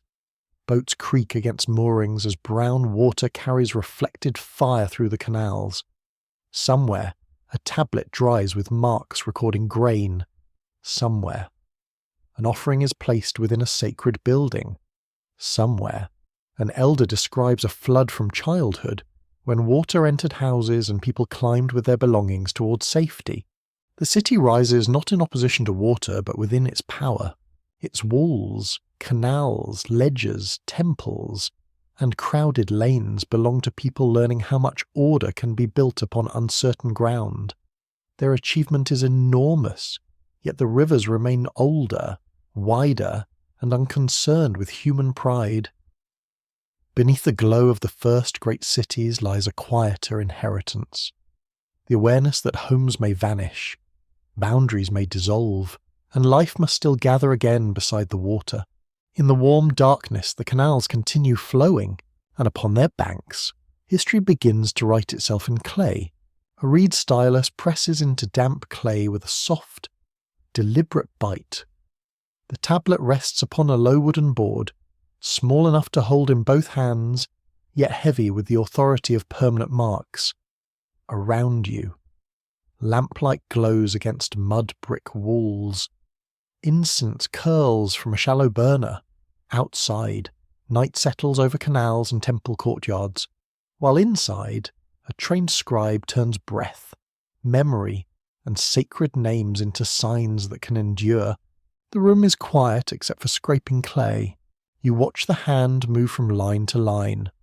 The marks are wedge-shaped, angled with discipline, crowded together like bird tracks along a riverbank. They do not open immediately to your eyes. Nothing about them says stars, gods, harvests, lamentations, judgments, or fears. Yet within such marks, the people of ancient Mesopotamia begin preserving a universe arranged by divine rank and human duty. Among those divine names are the Anunnaki. The term does not first enter history as the title of space travelers, engineers, or secret rulers operating behind a forgotten global empire. In the surviving Mesopotamian record, the Anunnaki are a group of gods. Their number individual identities, and roles change according to place, period, and composition. In some texts, they belong among great divine authorities. In others, they gather in relation to the underworld and judgment. The clay is far less sensational than later imagination. Scholars working through the University of Pennsylvania Museum describe the Anunnaki as members of the Mesopotamian pantheon, appearing within traditions that developed across centuries.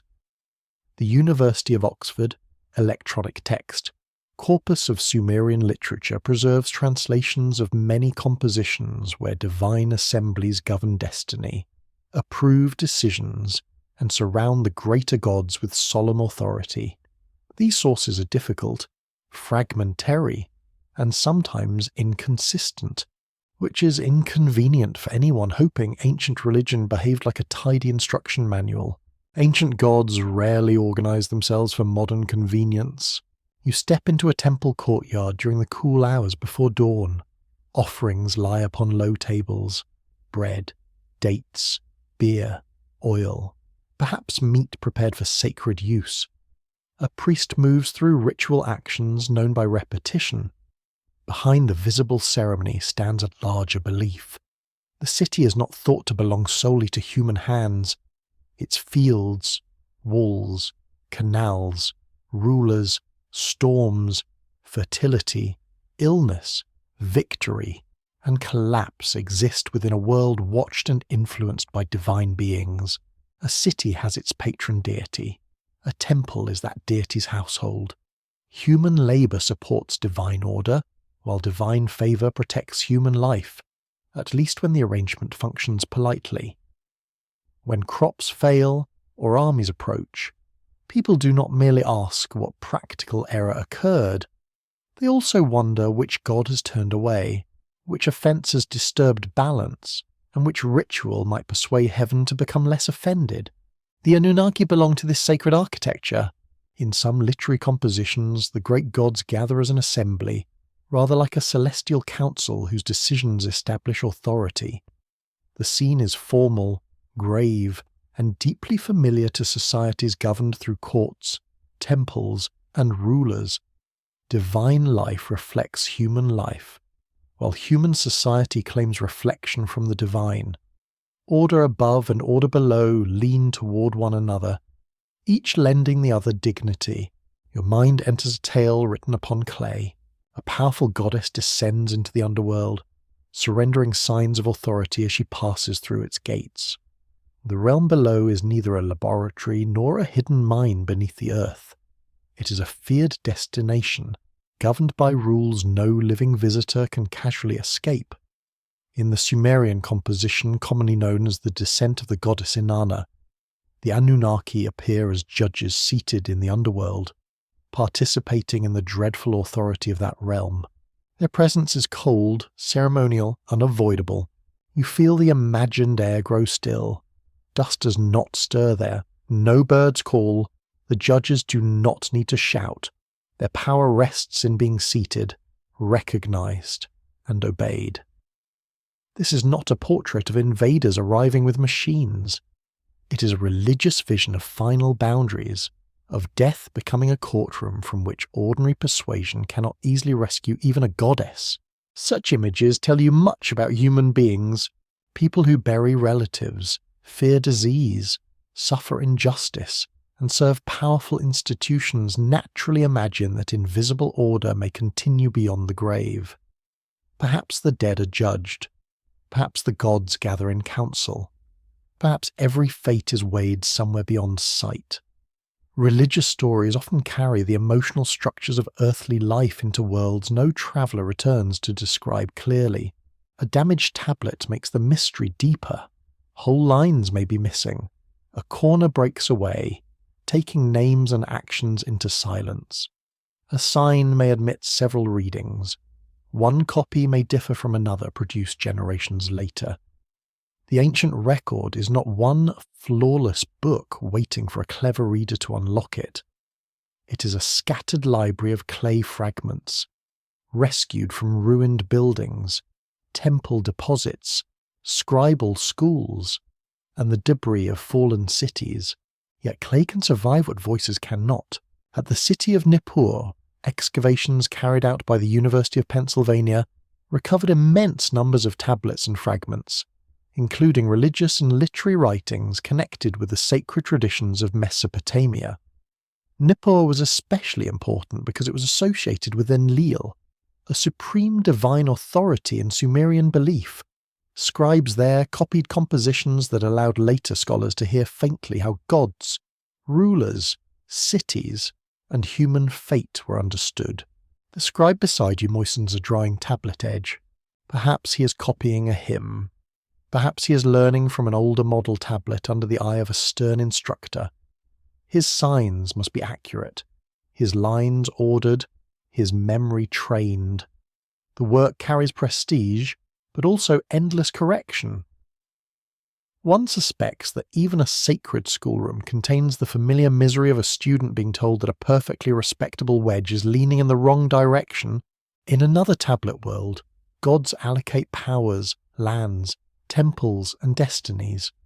Rivers flow because divine order permits them.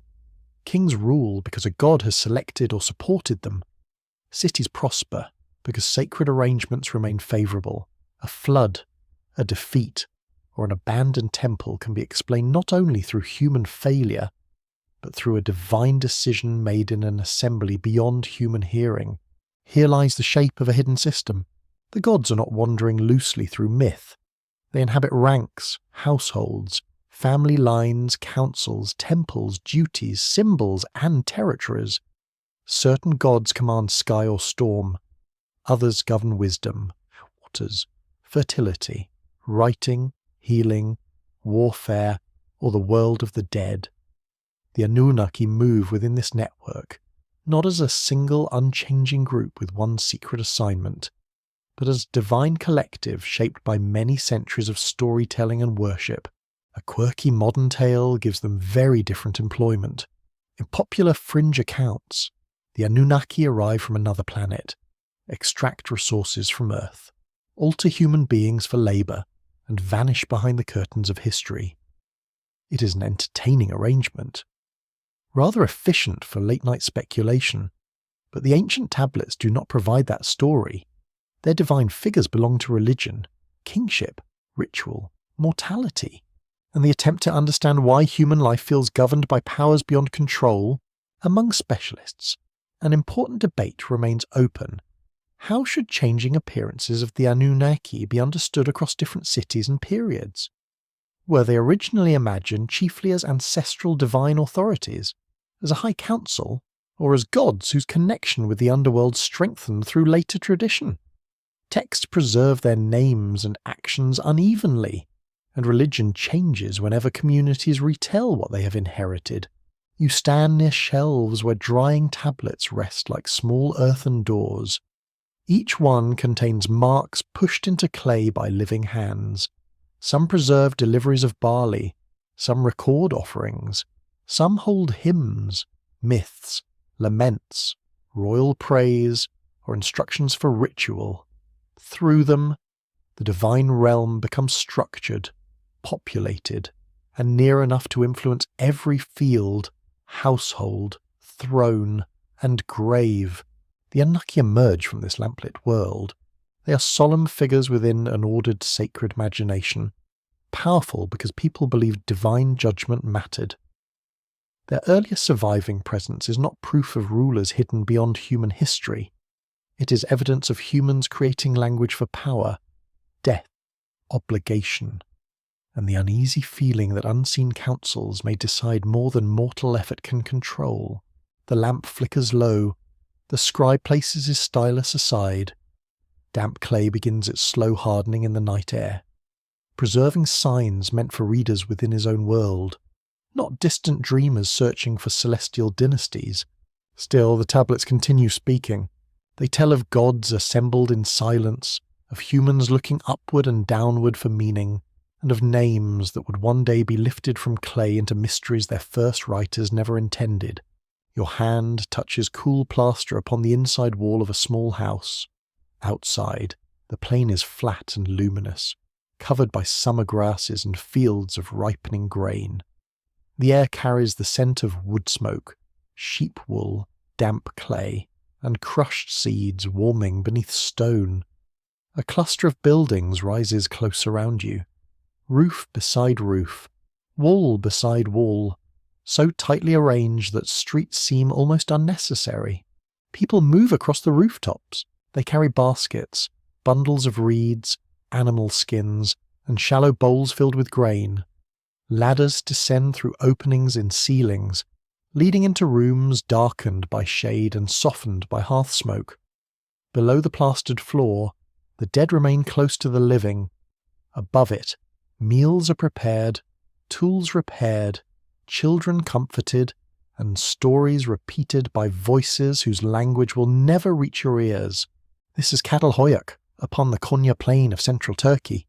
The settlement began flourishing about 9,000 years ago, long before any surviving clay tablet recorded a divine council or royal command. Excavations led for many years by Stanford University archaeologist Ian Hodder revealed a dense community of mud brick houses, painted walls, ovens, storage spaces, burials, figurines, animal remains, and objects carried across surprising distances. Thousands of people may have lived here at the settlement's greatest extent, gathering their lives into an extraordinary human honeycomb. You lower yourself through a roof opening into a room where daylight falls in one pale square. The walls have been replastered repeatedly, each fresh surface hiding smoke stains, repairs, images, and traces of countless gestures. A hearth occupies one area. Raised platforms define sleeping or working places, grain rests and baskets. Obsidian blades catch a thin shard of sunlight, black and polished, sharper than a careless finger would appreciate. The obsidian came from volcanic regions many days away. Its presence reveals networks reaching far beyond the plain. People here are not sealed within one settlement, unaware of distant country. They exchange materials, meet outsiders, follow routes, recognize useful stone, and perhaps share customs, marriage ties, rumors, songs, and arguments along those journeys. A silent object on the floor can preserve a geography of relationships, even when it cannot preserve one person's name. No written list identifies the household. You cannot learn who sleeps on the northern platform, who shapes baskets most neatly, or who always burns flatbread while insisting the hearth is badly designed. Their identity survives in a different manner. One family repairs a floor many times, another rebuilds a house upon the footprint of an older dwelling. Someone paints red forms upon plaster. Someone carefully places a loved one beneath the place where future sleeping bodies will rest. The dead are below you. At Catalhoyuk, many burials were placed beneath house platforms and floors. Bodies were sometimes wrapped and arranged with care, accompanied by selected objects or coloured pigment. In certain cases, skulls were later removed and treated separately, suggesting that memory could remain active long after burial. A home was not merely shelter from weather. It was a chamber of kinship, labour, ritual attention, and layered presence. You sit upon a raised platform, aware of the quiet ground beneath it. A woman grinds grain nearby, pushing stone against stone with a steady scraping sound. An infant stirs under a woven covering. Smoke drifts upward toward the roof opening.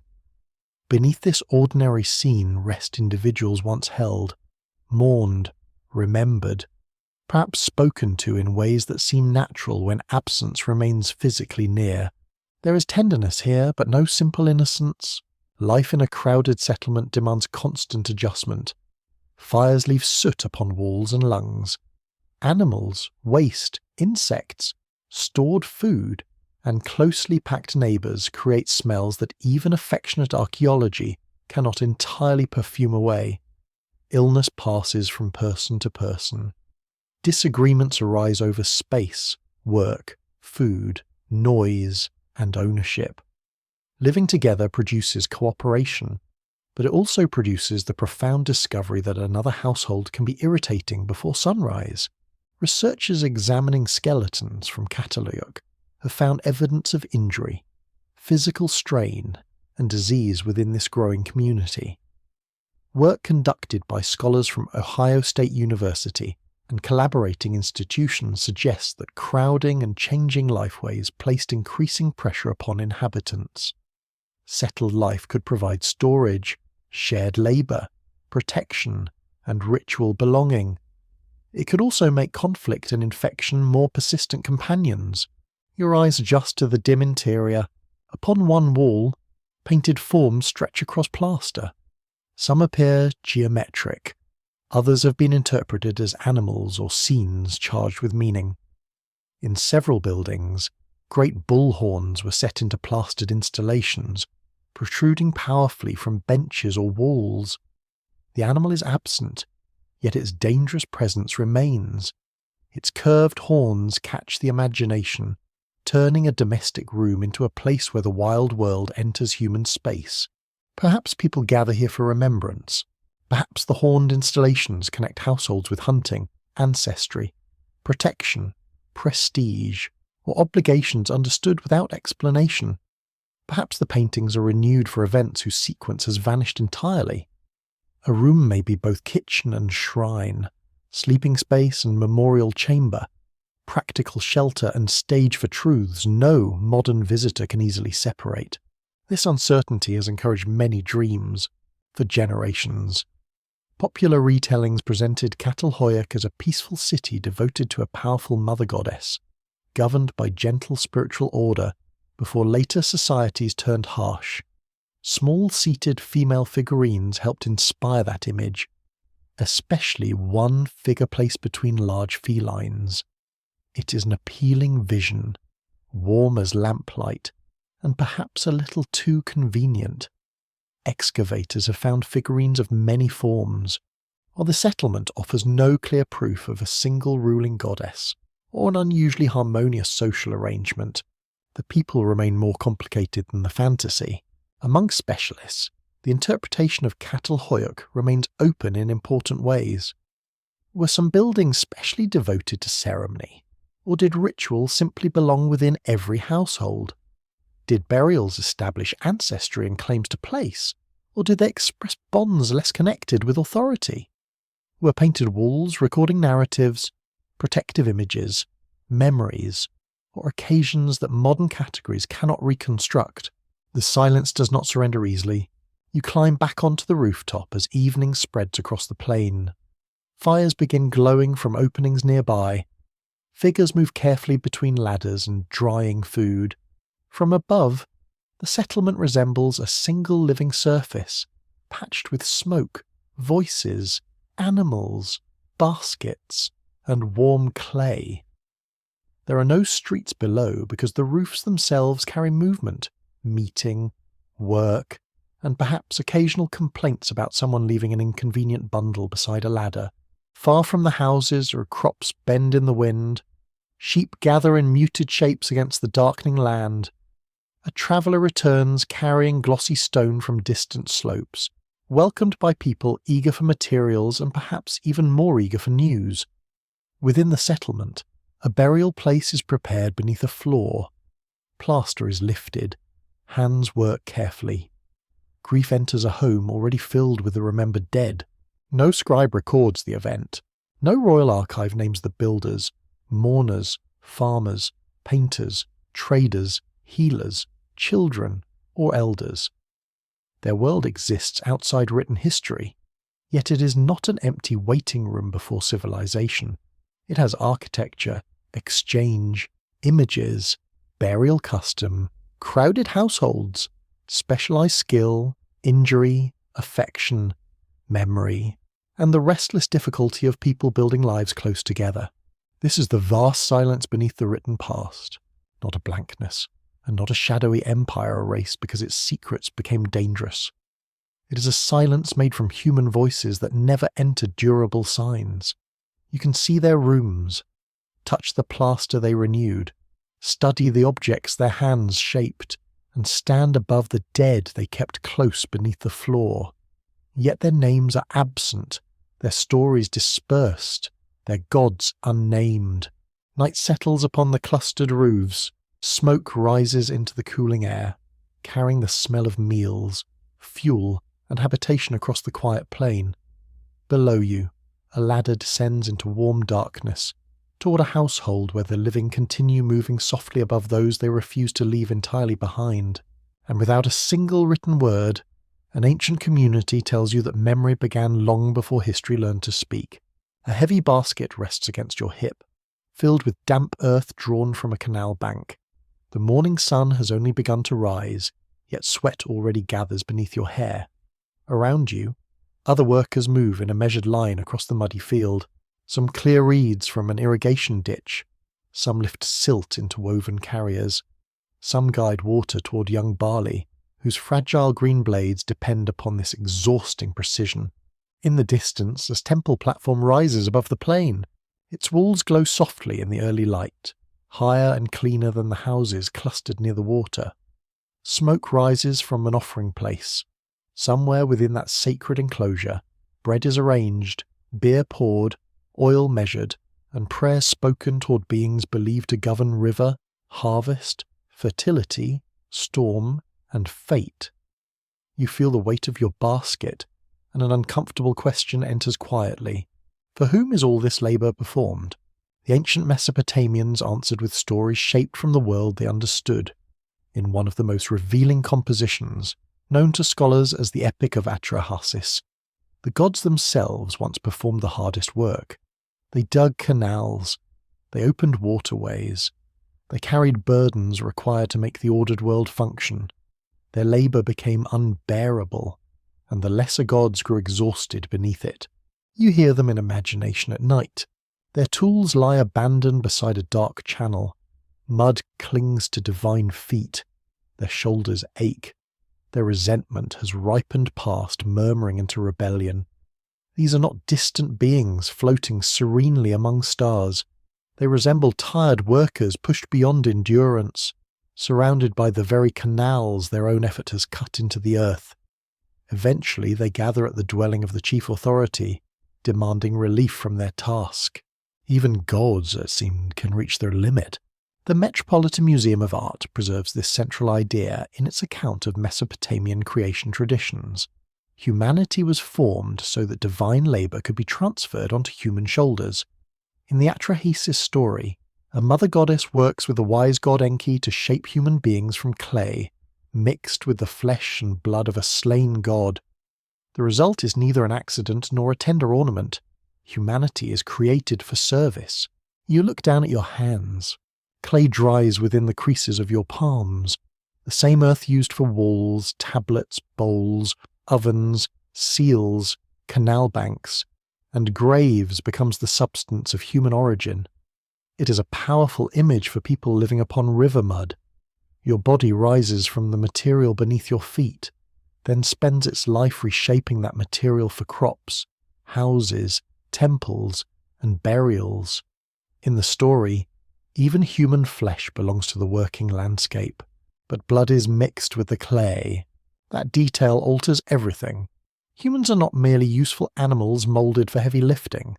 Something divine enters them through the sacrificed god. Perhaps this explains intelligence.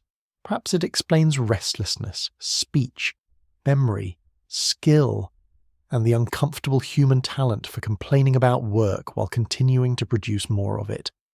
The creature made to carry burdens also inherits a spark of the very world that demands those burdens. A woman kneels beside a clay mixing pit. Her hands press moisture into earth until it holds its shape. Children watch while she forms small figures, perhaps for household use, play, protection, or some purpose modern eyes cannot identify confidently. One figure has exaggerated shoulders, another has a face pinched between careful fingers. A child attempts the same task, producing something that looks less like a human being and more like a disappointed turnip. The mother laughs softly and leaves it beside the others. Ancient creation does not live only within grand temple recitations. It resonates with ordinary materials handled every day. Clay can become a baby in a story because clay already becomes almost everything useful in the settlement. Water softens it.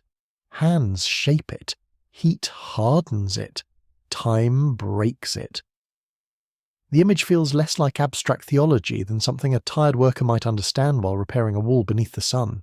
Another Sumerian composition, preserved through tablets studied by the University of Oxford, tells a related but distinct tale. In this account, gods complain of their labour while Enki sleeps within the subterranean waters. The primeval mother Namam urges him to create a substitute who can relieve the gods of toil. Humans again enter existence within a system of work, obligation, and divine need. The stories do not agree in every detail. Names vary, roles shift.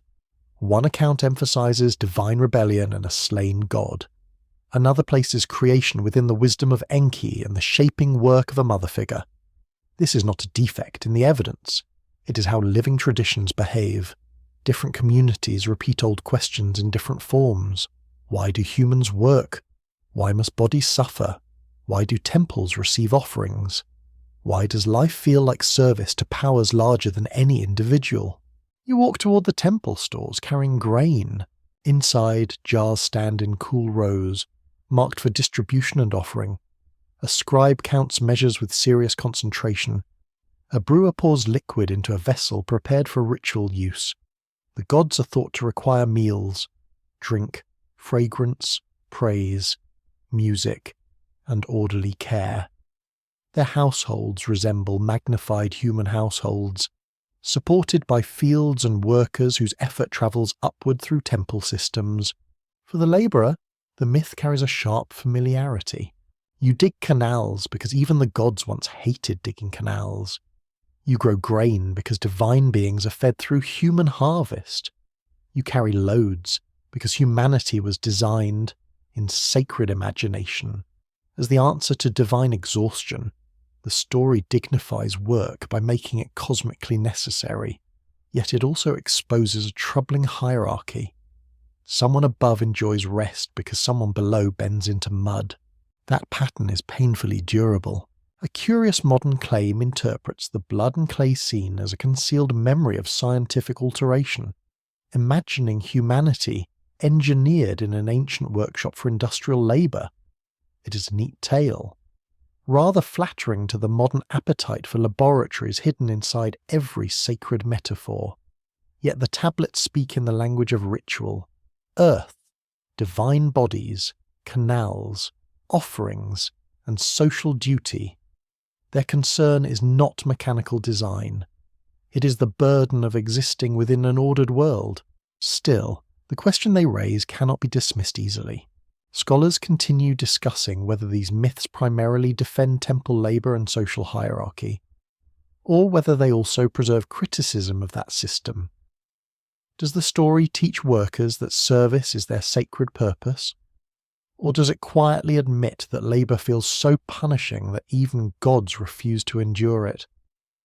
Perhaps it performs both tasks at once, honouring necessary work while acknowledging its cost. You sit beside the canal at midday. Water slips past slowly, carrying floating reeds and shining insects. Your shoulders ache from lifting soil. Across the fields, barley moves in delicate waves beneath the wind. The crop is beautiful, but its beauty has been purchased with strain, coordination, worry, and time. No harvest comes freely in this river country. Every loaf contains a portion of somebody's back, hands, patience, and hope. The myth understands this very well. Humanity is not pictured as wandering carefree through a perfect garden. Humanity enters the world already assigned a task: to keep canals open, to make fields productive, to maintain sacred rites, to feed powers whose favour cannot be guaranteed. The purpose is practical, humble, exhausting, and strangely grand. Humans are small within the divine order, yet the divine order itself depends upon their effort. As evening comes, offerings rise in fragrant smoke above the temple courtyard. Workers wash mud from their hands in shallow water. A scribe stored tablet whose signs preserve the language of obligation. Somewhere, a child sleeps beneath a reed mat, breathing quietly in a world that will soon ask for labour from those small hands as well. You watch the smoke lift into violet air. Perhaps these stories were never meant to explain the human body in a literal way. Perhaps they were meant to explain the feeling of being human, formed from earth, carrying something sacred, required to work, capable of protest, and never entirely certain whether the powers above truly notice the weight being borne below. The canal reflects the fading sky, and in the soft darkness, humanity appears not as the master of creation, but as its weary, gifted, questioning servant. A cool electric glow fills a quiet room long removed from the heat of ancient riverbanks. Outside, Rain taps gently against glass. Inside. Books lean across shelves, pages marked with photographs of tablets, temple ruins, winged figures, stars, strange seals, and reconstructed cities. Upon a desk rests an image of a clay impression showing a seated god, worshippers, and celestial symbols. Your eyes remain upon the stars. It is easy to understand the pull. You've seen drowned landscapes, buried houses, temples raised by communities without writing, and gods described upon fragile clay. Human history contains enough missing rooms to make any locked door feel significant. When a tablet is broken, when a coastline has vanished, when a carved figure gazes outward without explanation, the imagination does what it has always done. It enters the silence carrying a lantern of its own. During the 20th century, a new interpretation began spreading through popular books and later through television, lectures, forums, and countless glowing screens. It suggested that ancient gods were not sacred beings shaped by human belief, but visitors from distant worlds.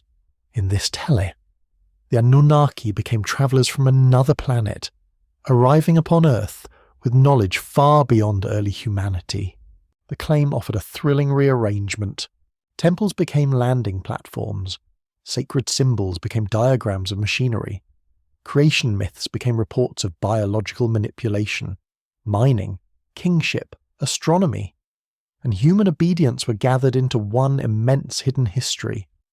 People no longer developed farming, writing, building, navigation, and ritual through difficult generations of trial and cooperation.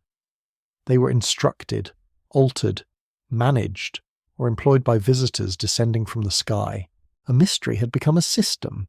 Much of this modern version owes its popularity to Zecharia Sitchin, whose book The 12th Planet appeared in 1976. He argued that Mesopotamian writings described a wandering planet called Nibiru, whose inhabitants came to Earth and created humans as workers. His books found a wide readership because they offered something unusually satisfying. Ancient wonder made mechanical, religion turned into concealed history, and human origins placed inside an enormous celestial drama. You sit back while rain brushes the window. The theory is strangely comforting, despite its unease. If visitors shaped civilization, then the bewildering achievements of ancient people are no longer wholly distant. Somebody explained things to them. Somebody arrived carrying answers. The earlier cities, the measured skies, the carved stones, and the burdened labourer all become parts of a plan. History may feel less lonely when an unseen supervisor has been present since the beginning. Of course, supervisors rarely improve the mood. The actual tablets are less cooperative. The scholarly translations preserved through the University of Oxford describe gods, temples, sacred duties, divine assemblies, laments, royal praise, journeys into the underworld, and humanity's uneasy service within the cosmic order. The University of Pennsylvania project on Mesopotamian deities identifies the Anuna, also called the Anunnaki, as a group of gods within the Mesopotamian pantheon, sometimes associated with the underworld in later traditions. No translated tablet states that they came in spacecraft. No securely read passage describes laboratories engineering workers for extraterrestrial mines. No excavated city contains machines whose construction exceeds the technological world of its inhabitants. Clay tablets reveal writing produced through reed impressions. Buildings reveal mud brick, stone, timber, reeds, bitumen, metals, and human labour. Sacred images show divine authority as ancient artists wish to represent it. Not photographs of an airport for star travellers. Yet the idea persists, because symbols are patient victims. A carved wing can become an aircraft. A divine horned crown can become protective equipment. A robed figure seated before worshippers can become an astronaut at a control panel. A star beside a god can become a map of planetary science. Remove the religious language that surrounded the object, detach it from similar images, then place it under modern suspicion. and almost anything ancient begins to look conveniently futuristic. You turn a page showing a cylinder seal. Tiny figures stand beneath celestial shapes. One symbol resembles a star with pointed rays. Another suggests a crescent moon. To Mesopotamian viewers, such signs belong to divinity, night, order, protection, and heavenly powers recognized within their religion. To a modern eye searching for visitors, the same arrangement can become a solar system lesson delivered by teachers in elaborate helmets. The seal does not change, the desire does. There is also a gentle unfairness hidden inside the visitor story. Ancient communities become incapable of their own accomplishments. Their canals require outside engineers. Their mathematics requires foreign instruction. Their monuments require missing machines. Their myths require literal visitors, people who endured floods, organised labour, observed stars, shaped stone, developed crops, invented administrative records, and built cities are quietly reduced to grateful apprentices staring upward. Human ingenuity deserves better manners. A particularly quirky claim insists that images of ancient rulers or gods show wristwatches, flying craft, light bulbs, or breathing equipment. Similar arguments are applied to carvings far outside Mesopotamia, gathering many unrelated societies into a single imagined intervention. The interpretation is wonderfully efficient. It saves one from learning separate artistic conventions, religious meanings, craft traditions, languages, and local histories. Unfortunately, efficiency and truth do not always share a house. The appeal, however, should not be mocked too harshly. You live beneath skies crowded with worlds. Modern science has revealed planets beyond the solar system and organic ingredients in distant space. The thought that life may exist elsewhere is not foolish. It is a serious scientific question. The leap occurs when possibility is treated as proof, and broken ancient evidence is asked to confirm a story it never clearly tells. Among historians and archaeologists, debate continues over why ancient visitor theories remain so persuasive. Some scholars point to distrust of institutions, while others emphasize the emotional power of hidden knowledge. Some note that such claims flourish where the ancient record is fragmentary, impressive, and unfamiliar to most readers. There is pleasure in feeling that official explanations have overlooked a majestic secret, waiting for one unusually observant person to recognize the engine beneath the ceremonial wing. The room grows quieter. You imagine a modern reader holding a translation of an ancient creation story. Gods complain of work. Humans are formed to carry burdens. The reader may see a metaphor for hierarchy, agriculture, temple duty, and the exhaustion written in to settle life. Or the reader may see a report from a biological workshop, concealed inside religious language for thousands of years. One reading begins with context. The other begins with longing. Outside the window, clouds move away from a patch of night sky. A few stars emerge, remote and delicate. Their light seems to offer distance without explanation. Ancient people also watched them, naming divine powers among their patterns, tracking seasons, seeking omens, and feeling the same mysterious pressure of a universe larger than human understanding. That gaze does not make them witnesses to visitors, it makes them human. The great seduction of the ancient traveller story is not its evidence, but its emotional promise. It suggests that lost lands, sacred stones, clay tablets, and forgotten graves belong to one enormous revelation. It promises architects behind uncertainty, rulers behind disorder, and hidden purpose behind labour and loss. Yet the older truth remains quieter. Ancient people were capable of building meaning without instruction from the stars. They shaped worlds from mud, water, stone, grief, observation, hope, and work. Their gods arose within that immense human effort to endure what could not be controlled. The rain has ended, the stars remain above the silent room, and somewhere upon a shelf, a tablet waits patiently for you to hear what it says, rather than what you wish it had revealed.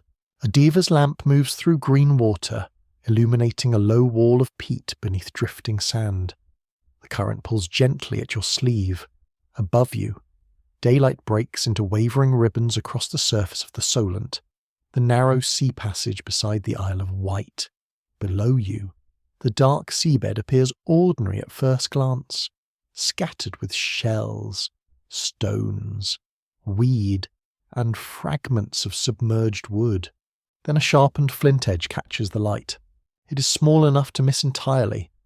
A human hand shaped it about 8,000 years ago, when this channel was still part of a wooded landscape beside a river valley. Trees stood where boats now cross. Fires burned near ground now concealed under 11 meters of water. People worked timber here, cooked food, shaped tools, and occupied a shoreline whose disappearance left no surviving name. The place is called Baldner Cliff. Archaeologists from the Maritime Archaeology Trust have investigated this submerged settlement for years, recording work timber, flint tools, burnt hazelnuts, charcoal, pits containing heated stones, wooden structures, and fibres twisted into cord. These are not objects from a treasury. No crown gleams among the peat. No ceremonial gate rises beneath the tide. The finds are humbler, which is exactly why they matter. A burnt hazelnut has a human story. Someone gathered it during a season when branches carried food. Someone brought it near warmth. Someone opened it, ate it, dropped it, or allowed it to burn beside a fire. In dry ground, that fragile trace might disappear. Here, sealed beneath wet sediment, it lingers like a tiny interrupted meal. It places appetite, hands, patience, and domestic time inside a landscape no longer visible from the shore. You drift closer to the peat face. A timber lies partly exposed where the current has loosened its covering. Its surface carries cuts made by tools. Wood chips recovered nearby suggest more than the casual trimming of a branch. People were shaping substantial pieces of timber, splitting and preparing material with a technical ability once thought unusual for communities of this age in Britain. The evidence does not announce what they intended to build, but it reveals confidence with wood, planning, and repeated skilled work. Perhaps they were repairing a platform near water. Perhaps they were preparing elements for a boat, a walkway, a fishing feature, or a shelter adapted to marshy ground. The possibilities remain carefully separated from proof. An ancient timber does not become a fleet simply because the imagination enjoys vessels. Yet it makes one truth impossible to ignore. These communities were not merely wandering through a rough world, waiting for farming villages to invent competence. They understood materials with precision. The first discovery at Baldner Cliff has an almost comic elegance. In 1999, divers noticed worked flint emerging from a lobster burrow in the seabed. A creature searching for a respectable home had apparently become an accidental archaeological assistant, pushing evidence from ancient human life into modern view. After thousands of years of silence, one of Britain's most revealing submerged sites was introduced by a lobster tidying its front entrance. History occasionally chooses peculiar messengers. You move through the drowned woodland, where dark roots remain fixed in sediments that once supported living trees. The scene carries no grand architecture, yet it contains a whole arrangement of survival.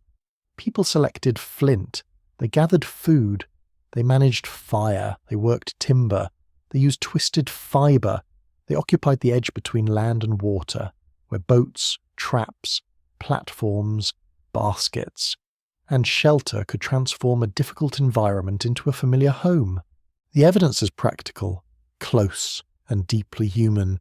Far across the North Sea, along the drowned coastal margins of Denmark, another preserved world rests beneath shallow water. At Tibrin Vig, divers uncovered an extraordinary settlement belonging to coastal hunter-gatherers who lived more than 6,000 years ago. Waterlogged conditions protected materials rarely kept on land, fishing equipment, decorated paddles, dugout boats, plant remains, bones, and objects shaped for daily use. You descend there beneath calmer water. The seabed is pale, disturbed only slightly by your movement. Nearby rests the imagined outline of a canoe hollowed from a tree trunk, dark wood shaped into a vessel capable of carrying people through inlets and along sheltered coastlines. It is not an abstract sign of migration upon a map. It is transportation built by hands, balanced by bodies, and trusted in weather that could never be controlled entirely. The National Museum of Denmark preserves knowledge of paddles recovered from Tybrin Vig, including heart-shaped blades marked with geometric decoration. Such decoration carries a quiet surprise. A paddle could be useful and beautiful at once. Its design may have expressed personal pride, group identity, ownership, or meanings lost with the people who recognize them instantly. You picture one lifted from the shore. Its wet wooden blade shines beneath morning light. Painted or inlaid patterns catch the eye while a canoe waits among reeds. Someone has spent effort making this tool distinctive, even though it will enter muddy water repeatedly. Practical lives do not exclude beauty. People have always marked the objects nearest their hands, perhaps because those objects accompany risk, work, travel, and return. Among the Danish submerged sites, dugout boats could serve purposes extending beyond travel. At Møllegabe, archaeologists found human remains associated with part of a dugout vessel, placed near a shoreline settlement. A boat, made to carry a living person across water, could also become connected with death and burial. The image requires no elaborate explanation to feel powerful. A craft built for passage becomes part of the final passage imagined by those left grieving. The shoreline holds more than equipment. Fish traps and fishing implements reveal careful reading of tides, shallows, seasons, and animal movement. Shell deposits preserve repeated meals. Worked bone and antler show hands turning animal material into efficient tools. Wooden vessels and paddles demonstrate journeys across coastal water. These people did not inhabit a vague world of primitive improvisation. They lived through systems of knowledge tested daily against hunger, weather, cold water, and changing shorelines. A fringe habit of interpretation sees any unusual timber beneath the sea and immediately constructs a vanished harbour for forgotten rulers. A line of posts becomes a sacred pier. A shaped plank becomes the surviving deck of an imperial vessel. It is charming, in the way a candlelit tale can be charming. But archaeology asks the wood more modest questions first. Where was it cut? How was it shaped? What sediment preserved it? What human activity best fits the evidence? Those questions reveal enough wonder. Scholars continue discussing what the Buldner timber truly represents, including whether some pieces relate to boat construction or other intensive woodworking beside the vanished shoreline. They also debate how common such preserved coastal sites may be beneath surrounding waters. A seabed can hide evidence beautifully, but waves, currents, dredging, erosion, and construction can destroy it without leaving an announcement. You hover above the darkened peat while tiny particles rise around your lamp. A flint blade rests nearby. Burnt food lies within sediment. Timber carries cuts from tools held by people who stood upon dry ground. Listening perhaps to birds among trees rather than engines crossing water. There is no impossible technology here. There is navigation, cooking, carpentry, fishing, adornment, mourning, skill and care. These are not disappointments discovered in place of the lost empires. They are the substance from which human worlds have always been built. The seabed returns no conquering masters, yet it preserves lives intelligent enough to adapt, travel, make beauty, bury loved ones, and leave small traces where entire landscapes later vanished. Your lamp dims as the current carries sand across the peat once more. The flint disappears first. The worked wood fades into green shadow. Above you, boats continue passing through a channel whose hidden ground still carries the marks of fire, food, craft, and grief. And the quiet truth remains below. What archaeology finds is not less than legend, but more intimate than legend ever knew how to become. A paddle enters still water with barely a sound. Ripples spread across a lake bordered by woodland and low volcanic hills, where morning mist gathers in folds above the reeds. The air smells of wet bark, smoke, and grain drying upon woven mats. Along the muddy shore, houses rise on wooden supports near gardens, animal pens, storage places, and paths worn smooth by many returning feet. This is La Marmotta beside Lake Bracciano in central Italy. Today, the settlement rests beneath water and sediment, several hundred meters from the modern lakeshore. In its living age, more than 7,000 years ago, it belonged to communities building a settled existence through farming, herding, gathering, woodworking, weaving, navigation, and exchange. Water preserved what ordinary soil often destroys. Timber, fibres, baskets, food remains, vessels, tools, and boats shaped from single tree trunks. You step carefully through the village in the cool morning. A wooden house wall carries the marks of construction, each post selected, cut, transported, and fixed with patient knowledge. Nearby, stored wheat and barley waiting containers, protected from dampness and animals, lentils, peas, flax, or fruit, and gathered plants enter the household economy. Sheep, goats, pigs, and cattle connect the community with fields, grazing places, milk, meat, hides, bone, noise, and the special mischief that animals bring whenever humans attempt order. Nothing here resembles a wandering accident. The settlement required decisions repeated through every season. Seed must be saved rather than eaten.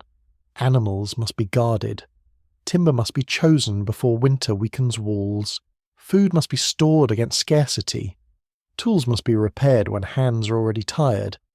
A shore village survives because people remember small duties with remarkable consistency, even when somebody has misplaced the best grinding stone again. Excavations directed by Italian archaeologists, together with research teams from the Spanish National Research Council, have revealed a community astonishingly rich in preserved material. Scientific study published in the journal Public Library of Science 1 examined 5 wooden canoes recovered from the site. Their construction demonstrated highly developed woodworking and navigation skills among early farming communities in the Mediterranean world. One canoe rests near the waterline. Its hull has been hollowed from a large tree trunk, requiring effort, fire control, stone tools, judgment, and steady workmanship. Wooden fitting suggests that its builders understood more than simple floating. The vessel could carry people, animals, produce, tools, or materials across the lake and perhaps into wider connected routes. Its presence reveals movement organized around necessity, exchange, and skill, not grand conquest. You run your hand above the shaped wood. The boat does not resemble the ceremonial barge of a king. It carries no carved declaration of victory, yet it required expertise worthy of admiration. A badly made vessel teaches its mistakes quickly, usually while everyone aboard is becoming wet and extremely unhappy. These people knew enough about balance, timber, weight, and water to entrust their families and supplies to something fashioned entirely by hand. Along the shore, another household works with fibre. Flax may become thread, cord, netting, or woven cloth. A woman twists strands together while a younger pair of hands attempts to copy her motion. Nearby, a basket holds seeds and small tools. A wooden bowl lies beside pottery vessels, each object serving daily needs while quietly expressing choice, habit, and perhaps personal pride. Life here contains beauty, but beauty remains tied closely to use. A stone axe travels into the village from distant country. So does obsidian, dark and glass-like, its sharp edge valued for cutting. These materials reveal contact beyond the lake basin. People know routes across land and water. They receive unusual stone, recognize its quality, and incorporate it into work. Goods may move with visitors, relatives, partners, or trusted intermediaries. Knowledge moves with them as well, growing methods, animal practices, useful designs, unfamiliar customs, and news from communities beyond the hills. Such connections can tempt the imagination toward empire. A settlement with boats, trade, productive fields, skilled crafts, imported stone, and durable houses appears organized and prosperous. Viewed through underwater photographs, its preserved timbers and vessels can look like fragments from an unknown kingdom. Yet an empire is not simply a place where people are capable. It requires evidence of authority extending over other communities, of tribute, administration, military force, ruling institutions, or concentrated power imposed across distance. Yamamoto offers another kind of greatness. Its houses speak of households rather than palaces. Its tools speak of labour rather than command. Its stored foods suggest planning rather than taxation. Its boats reveal travel rather than invasion. It may contain signs of a leadership, difference, or prestige that researchers continue studying. But nothing requires a lost imperial throne to explain the life preserved beneath the lake. You walk toward a structure where vessels have been set carefully near a wall. One contains remnants of food, another perhaps once held water, milk, seeds, or prepared meals. A wooden spoon lies near a hearth area. These are objects held close to the body, handled without ceremony, washed, dropped, repaired, and used again. The underwater village does not confront you with the distance of royalty. It invites you into the quiet discipline of a home. That invitation is more unsettling than grandeur. A palace belongs to exceptional figures whose lives already seem removed from yours.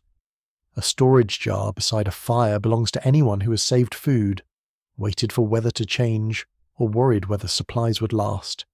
A wooden house beside rising water is not a fantasy of lost power. It is an ordinary human shelter becoming vulnerable to circumstances its residents cannot fully command. A playful fringe notion occasionally casts submerged lake villages as outposts of a forgotten continental civilization. Its ships linking communities through secret knowledge lost during ancient catastrophe. The idea gives every canoe an admiral and every storehouse a governor. Yet the village itself refuses such costume. It returns seeds, animal bones, wooden bowls, woven fibres, tools, buildings, and craft traditions shaped by farming families whose achievement is already sufficient. You hear goats stirring within a pen. Someone brings a basket toward a canoe.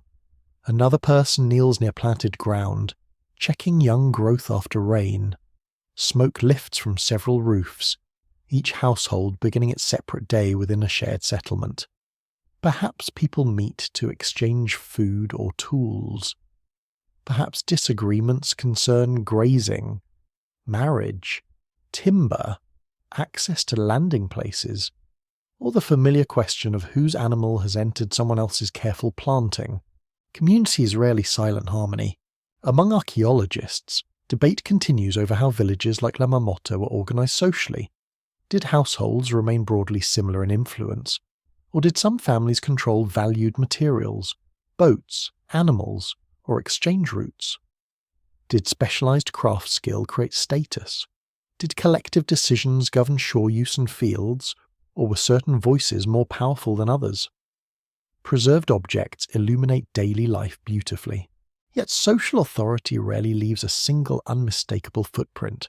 The waterline moves softly against the shore. At some point, the settlement is left behind. Changes in lake level, local environment, and community choices may all have contributed to its abandonment. Houses cease receiving repairs. Stored spaces empty. Canoes remain in circumstances no builder intended. Mud gathers across floors. Water settles over timber, fibre, vessels, and the small arrangements of domestic life. No army has burned the village. No divine ruler has ordered its silence. No imperial archive records the final departure. Its disappearance is intimate, shaped by changing conditions and human decisions too quiet for monuments. That may be the clearest lesson preserved beneath the water. Lost landscapes do not need to contain empires in order to hold entire worlds. Mist lifts slowly above the lake. Beneath the surface, houses rest among preserved seeds, tools, baskets, and boats. They reveal people skilled enough to travel, cultivate, build, weave, trade, store, and adapt, yet human enough to lose a place they had made familiar. The drowned village remains without a crown, and perhaps that is why its silence feels so close. A night breeze moves across the edge of a broad southern bay, carrying the smell of eucalyptus leaves, wet sand, and smoke from a distant fire. The water is quiet, darkening beneath a sky strewn with stars. Lights from a modern city would one day gleam around the shoreline, reflected in the bay like scattered gold. In the world surrounding you, there are no towers, no roads, and no harbour walls. There may not even be a bay. You stand within the country now, covered by Port Phillip Bay, along the southern coast of Australia. Grassland extends through spaces where deep water later rests. Freshwater channels wind toward a distant entrance between headlands. People can walk across ground that future generations will cross only in boats, or gaze upon from beaches, never suspecting how recently the sea claimed it, except that some people do remember. Among several Aboriginal communities connected with the southern coast, recorded traditions describe a time when Port Phillip Bay was dry land, or when places now divided by water could be reached on foot. These accounts were not created for modern laboratories. They belonged to living systems of knowledge, carried through storytelling, ceremony, place, responsibility, and careful instruction about country. A spoken map can be remarkably durable. Patrick Nunn of the University of the Sunshine Coast and Nicholas Reed of the University of New England examined Aboriginal traditions concerning coastal inundation from 21 locations around Australia. Their study, published in Australian Geographer, compared descriptions of drowned land with scientific reconstructions of rising seas. In many cases, they concluded that the accounts could plausibly preserve observations of shoreline changes occurring more than 7,000 years ago. The thought enters slowly. 7,000 years is not the span of a family tale casually repeated beside a fire. It is hundreds of generations, each receiving knowledge through voice, place, practice, and obligation. Houses crumble in far less time. Timber disappears. Paths grow over. Languages change, yet an account tied to country, teaching, and meaning may endure in a form recognizable enough to point toward a landscape no longer visible. You walk across the dry floor of the future bay. Kangaroos move through open country near low scrub.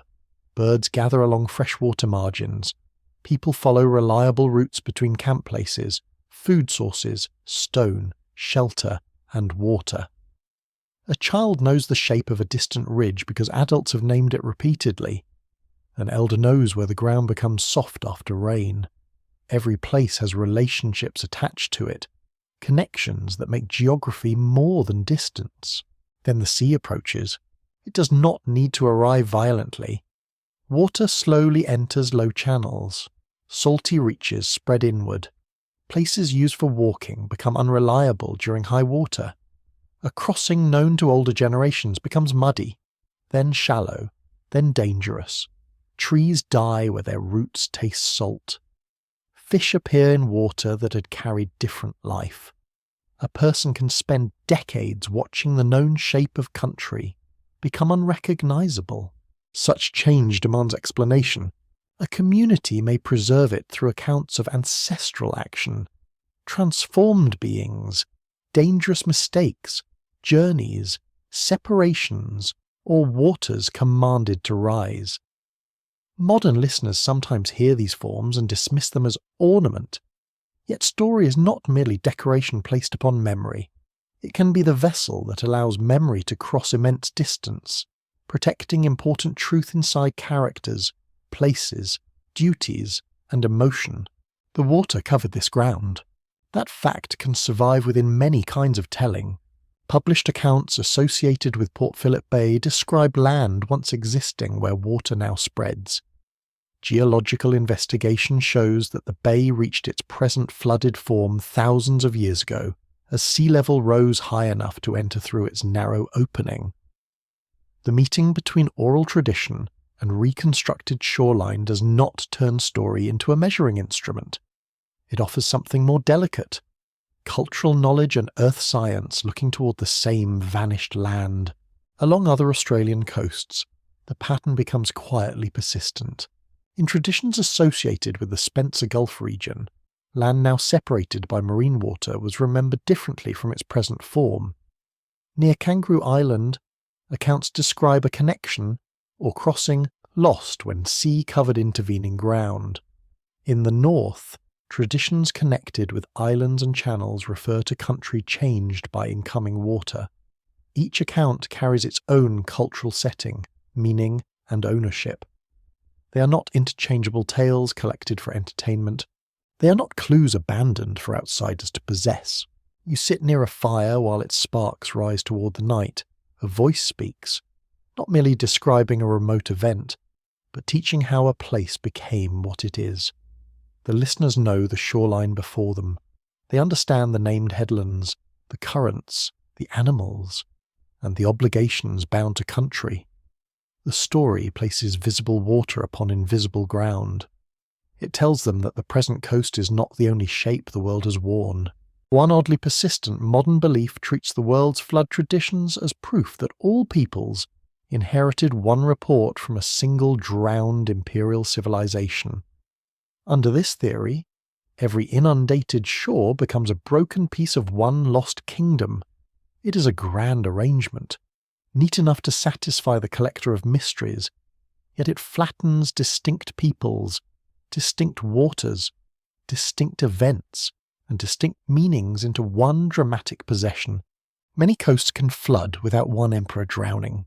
The sea rose around the entire planet as ice melted, reshaping countless inhabited margins.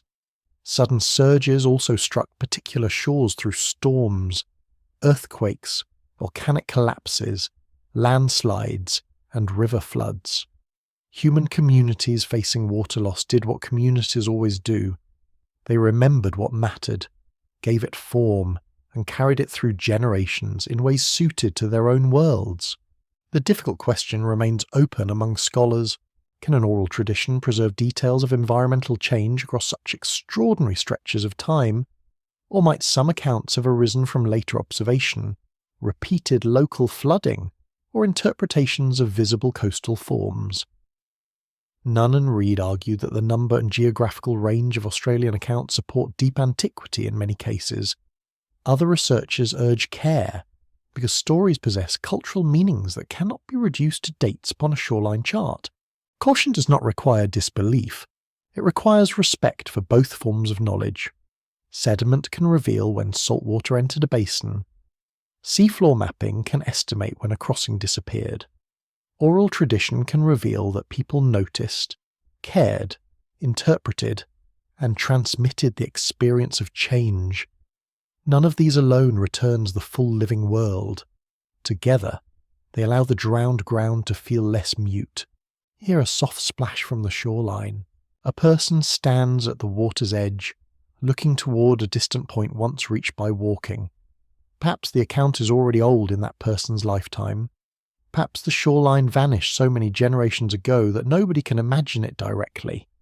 Yet the statement remains clear enough to carry a weight beyond metaphor. There was land there. People went there. Water altered the journey. Memory has not defeated loss. The camps upon submerged ground are still unreachable. Cooking places rest beneath sand. Footprints have gone.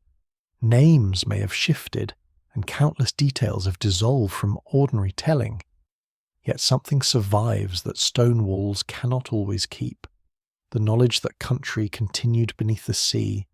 The knowledge that water arrived over familiar routes. The knowledge that human beings had already lived through the transformation of their world. Around you, the night bay darkens into a single smooth expanse. The stars tremble upon its surface, each reflection disturbed gently by moving water. Beneath those reflections lies country crossed by feet, known by families, and retained within stories whose endurance can seem almost impossible. Perhaps that is why flood memory matters. It does not offer a hidden empire waiting beneath every wave. It offers the quieter power of people refusing to let a vanished homeland become entirely absent. Water may cover a place. Time may remove its visible edges. Yet a shore once loved can remain present in words, responsibilities, and the careful listening of those taught to remember. The tide draws softly across the sand, and in its returning hush, the drowned land is spoken of still. A narrow research vessel moves across the western Baltic Sea under a sky the colour of brushed pewter. The morning is cold enough to tighten the skin around your eyes. Coffee cools too quickly in metal cups. The sea itself appears unremarkable, broken by gentle swells and the occasional white flicker of a gull turning in the wind. Below the hull, an instrument sends sound downward. The sound returns as numbers, depths, angles, and coloured points gathering slowly upon a screen. At first, the seabed appears as a soft landscape of ridges and hollows. Then a line begins to emerge. It is strangely persistent, too narrow for a natural bank, too orderly for scattered stone. It crosses the bottom with the quiet confidence of something placed there intentionally. Nobody aboard expected it. The discovery occurred in the Bay of Mecklenburg, off the coast of northern Germany. During a university training survey, researchers were mapping the seabed with multi-beam sonar, an instrument that sends many sound pulses downward and measures their returning echoes. Instead of revealing only geological shapes, the survey recorded a long arrangement of stones lying about 21 metres beneath the water. The structure became known as the blinker wall. You lean closer to the glowing display while the vessel travels over the line again. Its form extends for nearly 1 kilometre. More than 1,600 stones follow a narrow course across the seabed. Most are small enough for human hands to move, yet at intervals the line bends beside larger boulders left behind by ancient ice. The pattern does not resemble a wall enclosing a house. It resembles guidance, a subtle barrier directing movement through open land. But the land is now underwater. More than 10,000 years ago, this portion of the Baltic region looked entirely different. A freshwater lake or marsh may have occupied the nearby low ground. Around it stretched open terrain crossed by animals and hunter-gatherers. Sea level had not yet transformed the basin into the submerged world resting beneath the vessel. The stones lay in a landscape of wind, grass, water birds, and seasonal movement, where a long, low barrier could influence the path of an animal herd. Researchers from Kiel University, the University of Rostock, and the Leibniz Institute for Baltic Sea Research examined the stone alignment carefully. Their study, published in the Proceedings of the National Academy of Sciences, concluded that natural explanations were unlikely. Glacial action, drifting ice, storm activity, and modern construction didn't adequately explain the deliberate relationship between movable stones and larger fixed boulders. The wall appears to be human work. You descend in imagination through the cold Baltic water. Light weakens around you, replaced by a lamp sweeping over stones coated with fine sediment and marine growth. The structure rises only slightly from the bottom. It is not grand in height. Nobody walking beside it on dry ground would have mistaken it for a fortress. A person could step across it easily. A reindeer might choose not to. Herd animals often follow a low barrier rather than cross it, especially when moving together across familiar seasonal routes. Researchers suggest that hunters may have used the blinker wall to guide reindeer toward a lake edge, narrow passage, or place where waiting people could approach more effectively. Similar hunting structures have been found in other regions, including submerged landscapes beneath Lake Huron in North America. For a moment, the scene sharpens. Autumn air moves across open country. The ground is firm beneath your feet, patched with low shrubs and pale grass. Several people crouch among natural cover near the end of the stone line. Their tools are prepared. Their voices are nearly absent. Far across the plain, a herd begins moving, animals packed together, antlers rising and shifting above their backs like bare branches in restless wind. The stone line does not trap them. It persuades them. That is the revealing part. Building such a structure requires knowledge gathered across seasons. The hunters must understand animal movement, the shape of the terrain, the position of water, the use of large immovable stones, and the labour needed to connect them with smaller rocks. They must cooperate, plan, return, repair, and trust a strategy whose success depends upon patience rather than force. A low wall becomes a record of thought. The discovery carries a faintly humorous origin. The structure was not revealed during a heroic expedition searching specifically for vanished Stone Age architecture. It appeared during practical seabed training, the sort of careful exercise in which students expect to learn equipment and perhaps discover that cold marine surveys involve more cables than romance.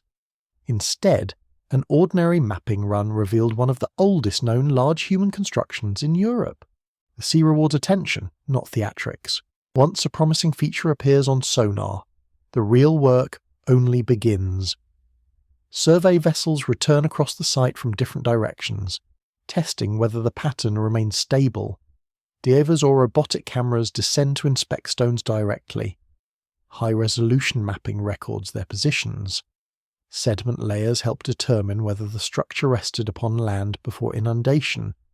Geological models reconstruct ancient shores, lakes, and the timing of marine flooding. Every method removes one kind of uncertainty while revealing another. Sound can outline a wall but not identify its builders. Images can show stone placement, but not the voices directing labour. Environmental reconstruction can suggest reindeer habitat, but not the exact morning when hunters waited in silence nearby. Archaeology does not restore the past as a moving picture. It gathers disciplined fragments until an ancient action becomes the most reasonable explanation left standing. Some people prefer a more glittering answer. A straight line beneath water invites immediate dreams of drowned avenues, defensive walls, ceremonial roads, or foundations belonging to a forgotten northern kingdom. The blink wall can be made to sound like a border of an impossible city, especially when the cold Baltic is given sufficiently mysterious music. Yet its likely purpose is more practical. A hunting structure created by people who understood animal behaviour and landscape engineering with impressive precision. That is not a smaller discovery. It reveals social organisation without palaces. It reveals architecture without kings. It reveals a community changing the movement of life across open country, using no metal, no writing, and no permanent city. Their achievement rested in observation, memory, shared labour, and intimate knowledge of a place later removed from sight. The scholarly discussion continues. Researchers still seek associated tools, animal remains, activity areas, and environmental evidence that might strengthen the hunting interpretation. The stones confirm an unusual human construction with remarkable force. Yet the complete setting remains partly hidden beneath sediment. Was it used repeatedly across generations? Did it lead toward water, concealment, or another barrier now lost? How many similar structures rest beyond surveyed corridors? The Baltic gives no immediate answer. You rise again toward the vessel, leaving the stone line beneath dim water. On deck, wind moves through jackets and across damp equipment. The monitor still shows the structure as a delicate line of points, almost modest within the surrounding seabed. Beyond the mapped strip lies an immense underwater surface, much of it unexplored at the resolution required to recognise human intention. Sonar waits to listen there. Cameras wait to descend. Sediment cores wait to be opened in laboratories, where grains, pollen, shells, charcoal, and preserved soils may restore the character of landscapes that vanished without written witness. The underwater archive is not one sealed vault holding a single astonishing secret. It is a scattered library, its pages buried beneath mud, salt, sand, currents, and darkness. Only a few pages have been read closely. As the vessel moves homeward, the Baltic surface turns silver under late afternoon light. Beneath it, the long stone alignment rests where hunters once shaped a path for moving animals. It is neither city wall nor imperial monument. It is quieter, older, and deeply revealing. Human beings were altering landscapes with purpose while vast portions of their world still waited to be drowned. And beneath the calm sea, many more intentions may remain unread. The sound reaches you first, a deep unbroken rushing carried through humid air. Mist rises, where a powerful waterfall plunges from a high escarpment into a gorge of shadowed stone. Leaves shine with moisture. Insects pulse among branches. The earth beneath your feet is dark, soft, and scented with waterlogged wood, crushed grass, and river mud warmed by an African sun. You stand at Kalambo Falls in what is now Zambia. The river above the falls moves through a landscape rich with water, trees, reeds, fish, animals, and materials useful to any attentive hand. It is a place where people can pause rather than merely pass through. Water remains available. Wood grows nearby. Food can be gathered, hunted, prepared, and shared. The falls make movement difficult in one direction, yet the surrounding basin offers shelter and possibility. Near the riverbank, a heavy tree trunk lies across damp ground. Another piece of wood rests above it, shaped so that the two fit together. The upper log has been worked deliberately, its surface altered by cutting and scraping with stone tools. A notch allows it to sit across the timber below.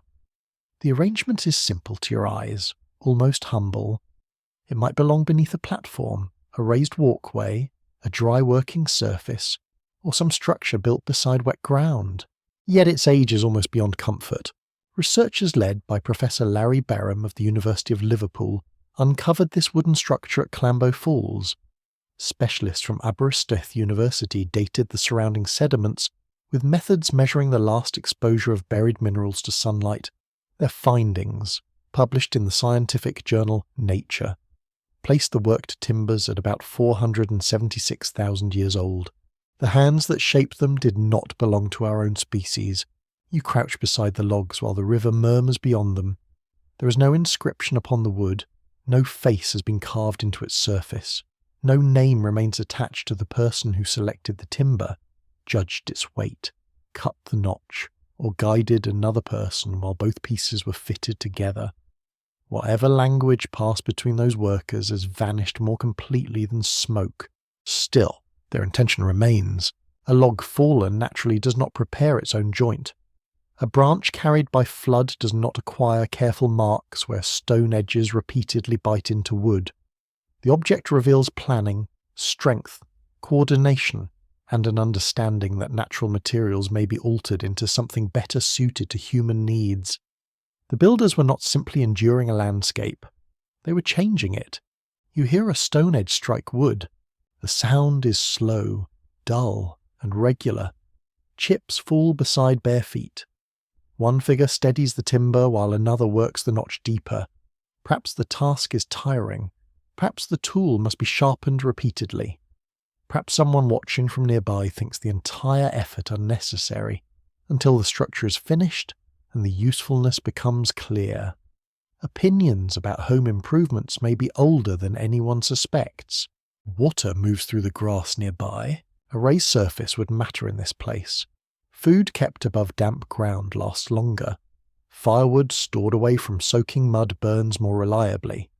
A walkway protects feet and supplies from wet soil.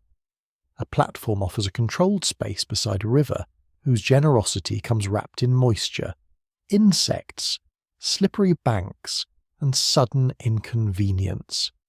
A modest construction can transform an uncomfortable camp into somewhere worth returning to.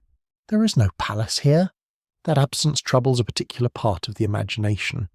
When you seek lost civilizations, you may secretly hope for rulers, towers, gates, thrones, observatories, and signs of people so impressive that their disappearance feels worthy of a grand mystery. A wooden joint beside a waterfall appears too quiet. It refuses royal costume. It gives you no monarch to fear, no divine instructor to admire, and no imperial banner to raise from the mud. It gives you intelligence without spectacle. Perhaps this is why ordinary ancestors are so easily overlooked. A king leaves a monument because many hands are compelled to build one. A household leaves scattered work, a repaired surface, a sharpened tool, a meal, a sleeping place, and the altered edge of a riverbank. Imperial remains demand attention. Daily competence often waits patiently for someone to recognize its weight. At Clambo Falls, the waiting lasted nearly 500,000 years. The preservation itself carries a strange tenderness. Wood usually rots, splinters, burns, disappears, or returns quietly to soil. Stone survives and therefore dominates many accounts of ancient ability. Yet early people surely used branches, bark, trunks, fibres, reeds, and carved wooden implements far more often than surviving evidence admits. Here, saturated sediments kept the timbers from vanishing completely, as though the wet ground had closed its hands around a fragile secret. A curious modern rumour occasionally grows wherever ancient skill appears unexpectedly early. The worked logs become, in imaginative retellings, a fragment from a lost builder race, perhaps survivors of an advanced culture whose greater structures have vanished. The suggestion reveals more about modern desire than about the timber. When evidence shows unknown people doing something clever, some observers immediately promote them into hidden masters, rather than accept that ordinary minds have been inventive for an astonishingly long time. You look again at the notch. Its edges are not glamorous. They are better than glamorous. They are practical. Someone needed wood to remain in position. Someone understood the problem well enough to solve it.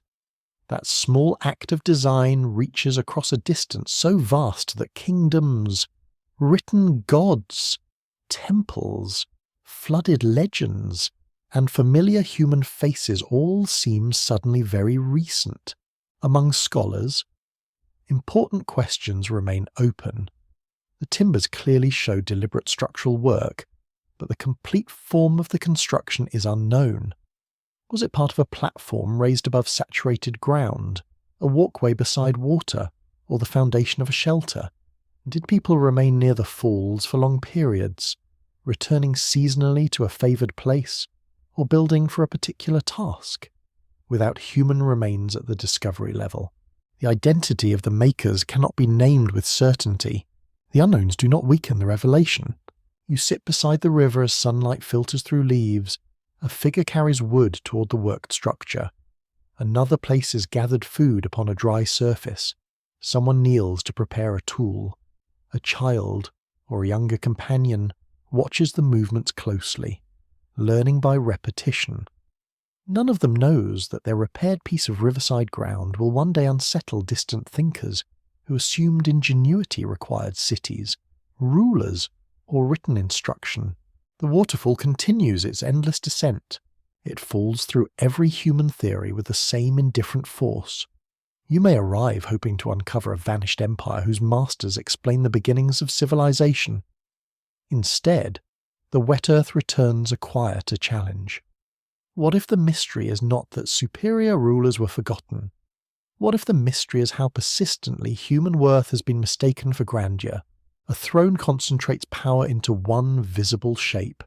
A platform beside a river distributes intelligence among nameless hands. One is easier to celebrate. The other may be closer to the way most lives have always changed the world. The mist touches your face gently. Near the dark bank, ancient wood rests inside protective soil, shaped by beings who lacked every title you expected history to honour. They left no royal account, no sacred genealogy, and no claim to dominion. They simply looked upon wet ground, imagined an improvement, and made it real. Perhaps the empire hidden inside the question is your own longing for rulers. Perhaps the oldest revelation is smaller, kinder, and far more unsettling. The world was being thoughtfully shaped by ordinary hands long before anyone built a throne from which to take credit. The water is tea-coloured and cool around your hands. Cypress roots descend into a slow Florida river, their dark forms twisting through the shallows like patient fingers. Beneath the surface, a sinkhole opens in the riverbed. deep enough for ancient material to remain sheltered beneath layers of sediment. Sunlight flashes above the water, but lower down, the world becomes muted, green, and strangely still. You're at the Page-Ladson site along the Oscilla River. There are no streets here, no stone foundations, and no stand-in pillars arranged for ceremony. The place is quieter than a drowned town. Yet its silence reaches astonishingly far into the human story. Divers and archaeologists working within this submerged sinkhole recovered a stone tool associated with mastodon remains, including a tusk bearing marks made by human cutting. Research led by Jesse Halligan of Florida State University and Michael Waters of Texas Agricultural and Mechanical University, published in the journal Science Advances, dated the evidence to about 14,500 years ago. Human hands touched this landscape unimaginably early. You descend through the river water as fine particles drift in your lamp beam. The bottom appears soft and dark, storing ancient leaves, bones, stone, and fragments of a vanished environment. Near the sinkhole margin, a mastodon once moved through a world of fresh water, wooded banks, grasses, and people whose presence challenges older assumptions about when humans spread through the Americas. A mastodon is difficult to overlook. Its great body passes between trees with slow authority, pushing against branches, drawing water through its trunk, leaving broad impressions in damp ground. Nearby, human figures move with caution and attention. They possess stone tools, fire, knowledge of animal behavior, and the practical understanding required to survive among creatures far larger than themselves. The riverbank is not a backdrop to their lives. It is a working landscape of food, danger, roots, shelter, memory, and opportunity. One of them kneels beside the animal remains. A cutting edge enters the outer surface of the tusk, leaving grooves that survive within the protecting sediment. The action is small, direct, and physical. It does not demand a palace, a priesthood, or a celestial explanation. A person uses skill upon material because life requires useful objects, food, choices, and effort. Nearly 15,000 years later, that single gesture rests in darkness beneath a modern river. The date caused considerable attention among archaeologists. For decades, many accounts place the earliest widespread human presence in North America closer to 13,000 years ago, associated with a distinctive stone tool tradition known as Clovis. Page-Ladson contributed strong evidence that people were present much earlier, using landscapes and animals in ways that remained almost completely hidden until careful underwater excavation exposed them. History does not always expand with a trumpet blast. Sometimes it expands because divers work carefully within a river sinkhole, recording sediment layer by layer, recovering a stone tool, studying marks upon a mastodon tusk, and refusing to discard an unexpected date merely because it complicates a familiar story. The earliest pages of human life are not arranged for comfortable reading. They hide beneath water, caves, marshes, deserts, forests, and shelves now covered by sea. You rise from the sinkhole and stand upon the ancient bank. The air is warmer here, thick with insects and the scent of river plants. A small fire sends smoke between trees. Its flames do not mark a city, yet they announce a human presence within an immense living world. Beside it, tools lie on a hide. A person examines a stone edge. Another watches the river, somewhere among the trees. A child learns which sounds matter, which berries are safe, and how to remain quiet when very large animals approach with their own opinions concerning shared space. This camp leaves little behind. A hearth can scatter. A wooden shelter can rot. Cord, baskets, hides, and spoken instructions disappear. Even bones may dissolve or drift from their original places. When later people search for civilization, they naturally search for stones that remain upright, walls that mark corners, tablets carrying names, tombs filled with objects, and cities imposing themselves upon the earth. But the first human worlds were seldom so obliging. Their achievement rested in movement, memory, teaching, observation, adaptable tools, kinship, and the ability to read landscapes with a closeness modern life rarely requires. A drowned camp beside a river can represent a complete social world, though almost none of its surface survives. A worked stone can carry more truth than 1,000 imagined golden towers, because it has passed through a real hand. A peculiar modern instinct often calls such early communities primitive while searching eagerly for forgotten superior rulers. It imagines greatness only where power rises visibly above ordinary life. Perhaps that is why hidden empires feel so attractive. They offer hierarchy, mystery, authority, and a grand reason for lost knowledge.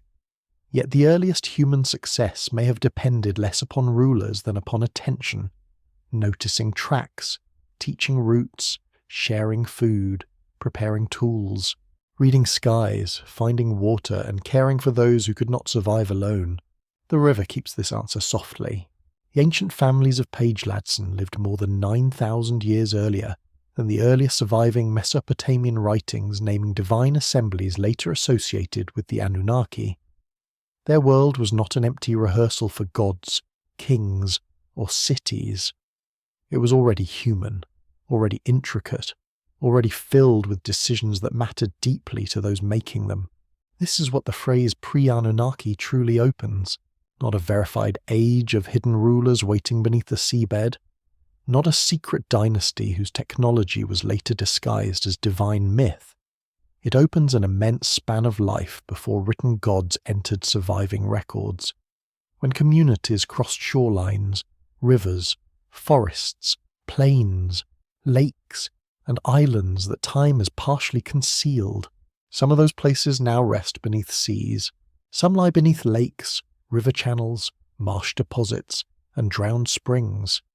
Some preserve carved stone, some preserve timber, some return burials, paddles, wells, streets, fishing tools, animal bones, woven fibre, grinding stones, hearth charcoal, seeds, and the smallest evidence of hands finding solutions within difficult landscapes.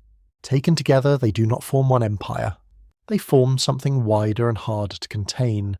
Humanity living across changing worlds long before history learned to favour the names of rulers. The people of these vanished landscapes possessed no single throne, no central command, and no recovered archive describing their shared condition. Yet one truth unites them more surely than any invented dynasty. Their homes stood within a planet always capable of changing shape beneath them. At the river edge, water rises against exposed roots. You imagine a person returning to a camp after heavy rain and finding the bank altered.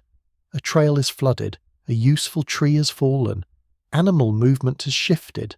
The person does not call this the end of an age. They simply begin adapting again, because survival is often the art of continuing while the familiar world rearranges itself. Perhaps that is the revelation hidden within every drowned settlement. The ghost cities of the abyss do not need to prove lost masters. They reveal lost neighbours, makers of paddles, cutters of timber, keepers of springs, builders of houses, buriers of loved ones, watchers of tides, carriers of food, and people bending over river mud with tools in their hands. They reveal that human history is not a straight road rising from darkness toward the first written gods.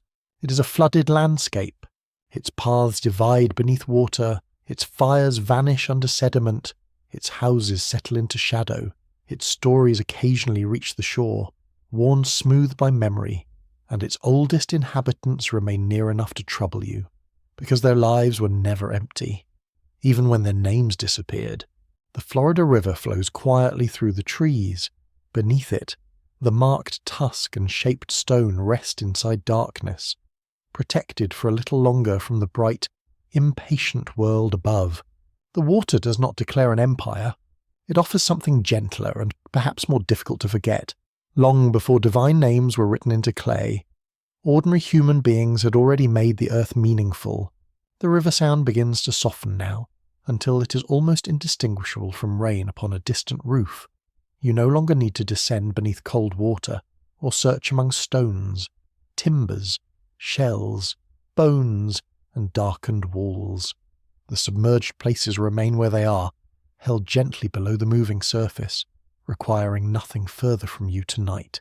Let the questions grow quiet. A hearth lies beneath sand, its warmth long vanished. Yet the people who gathered around it once knew laughter, fatigue, hunger, tenderness, and the comfort of familiar voices. A stone rests beside an ancient spring, no longer touched by daylight, yet someone once placed it with care. A wooden paddle sleeps in silt, though it once entered bright water beneath capable hands. The sea has covered many worlds, but it has not made them meaningless. Perhaps no lost empire waits to rise from the abyss. Perhaps there was never a single answer hidden beneath all those waves. Perhaps the past is gentler than that, scattered across countless homes, pathways, meals, journeys, losses, and quiet acts of skill performed by people who expected no distant listener. You can leave them now in peace. Above the drowned fields, moonlight travels softly across water. Beneath it, old rivers curve through darkness. Roofless rooms rest beside silent lanes. Springs continue flowing where no one kneels to drink. The stones keep their places. The earth keeps what it can, and you, resting within the safety of this night, may allow the ancient waters to settle without demanding that they speak more clearly. Perhaps the oldest truth is simply that people were here. They loved a changing world. They lost parts of it. They carried what they could. And perhaps, beneath the last dark wave, the story is not yet complete. End of script. Good night.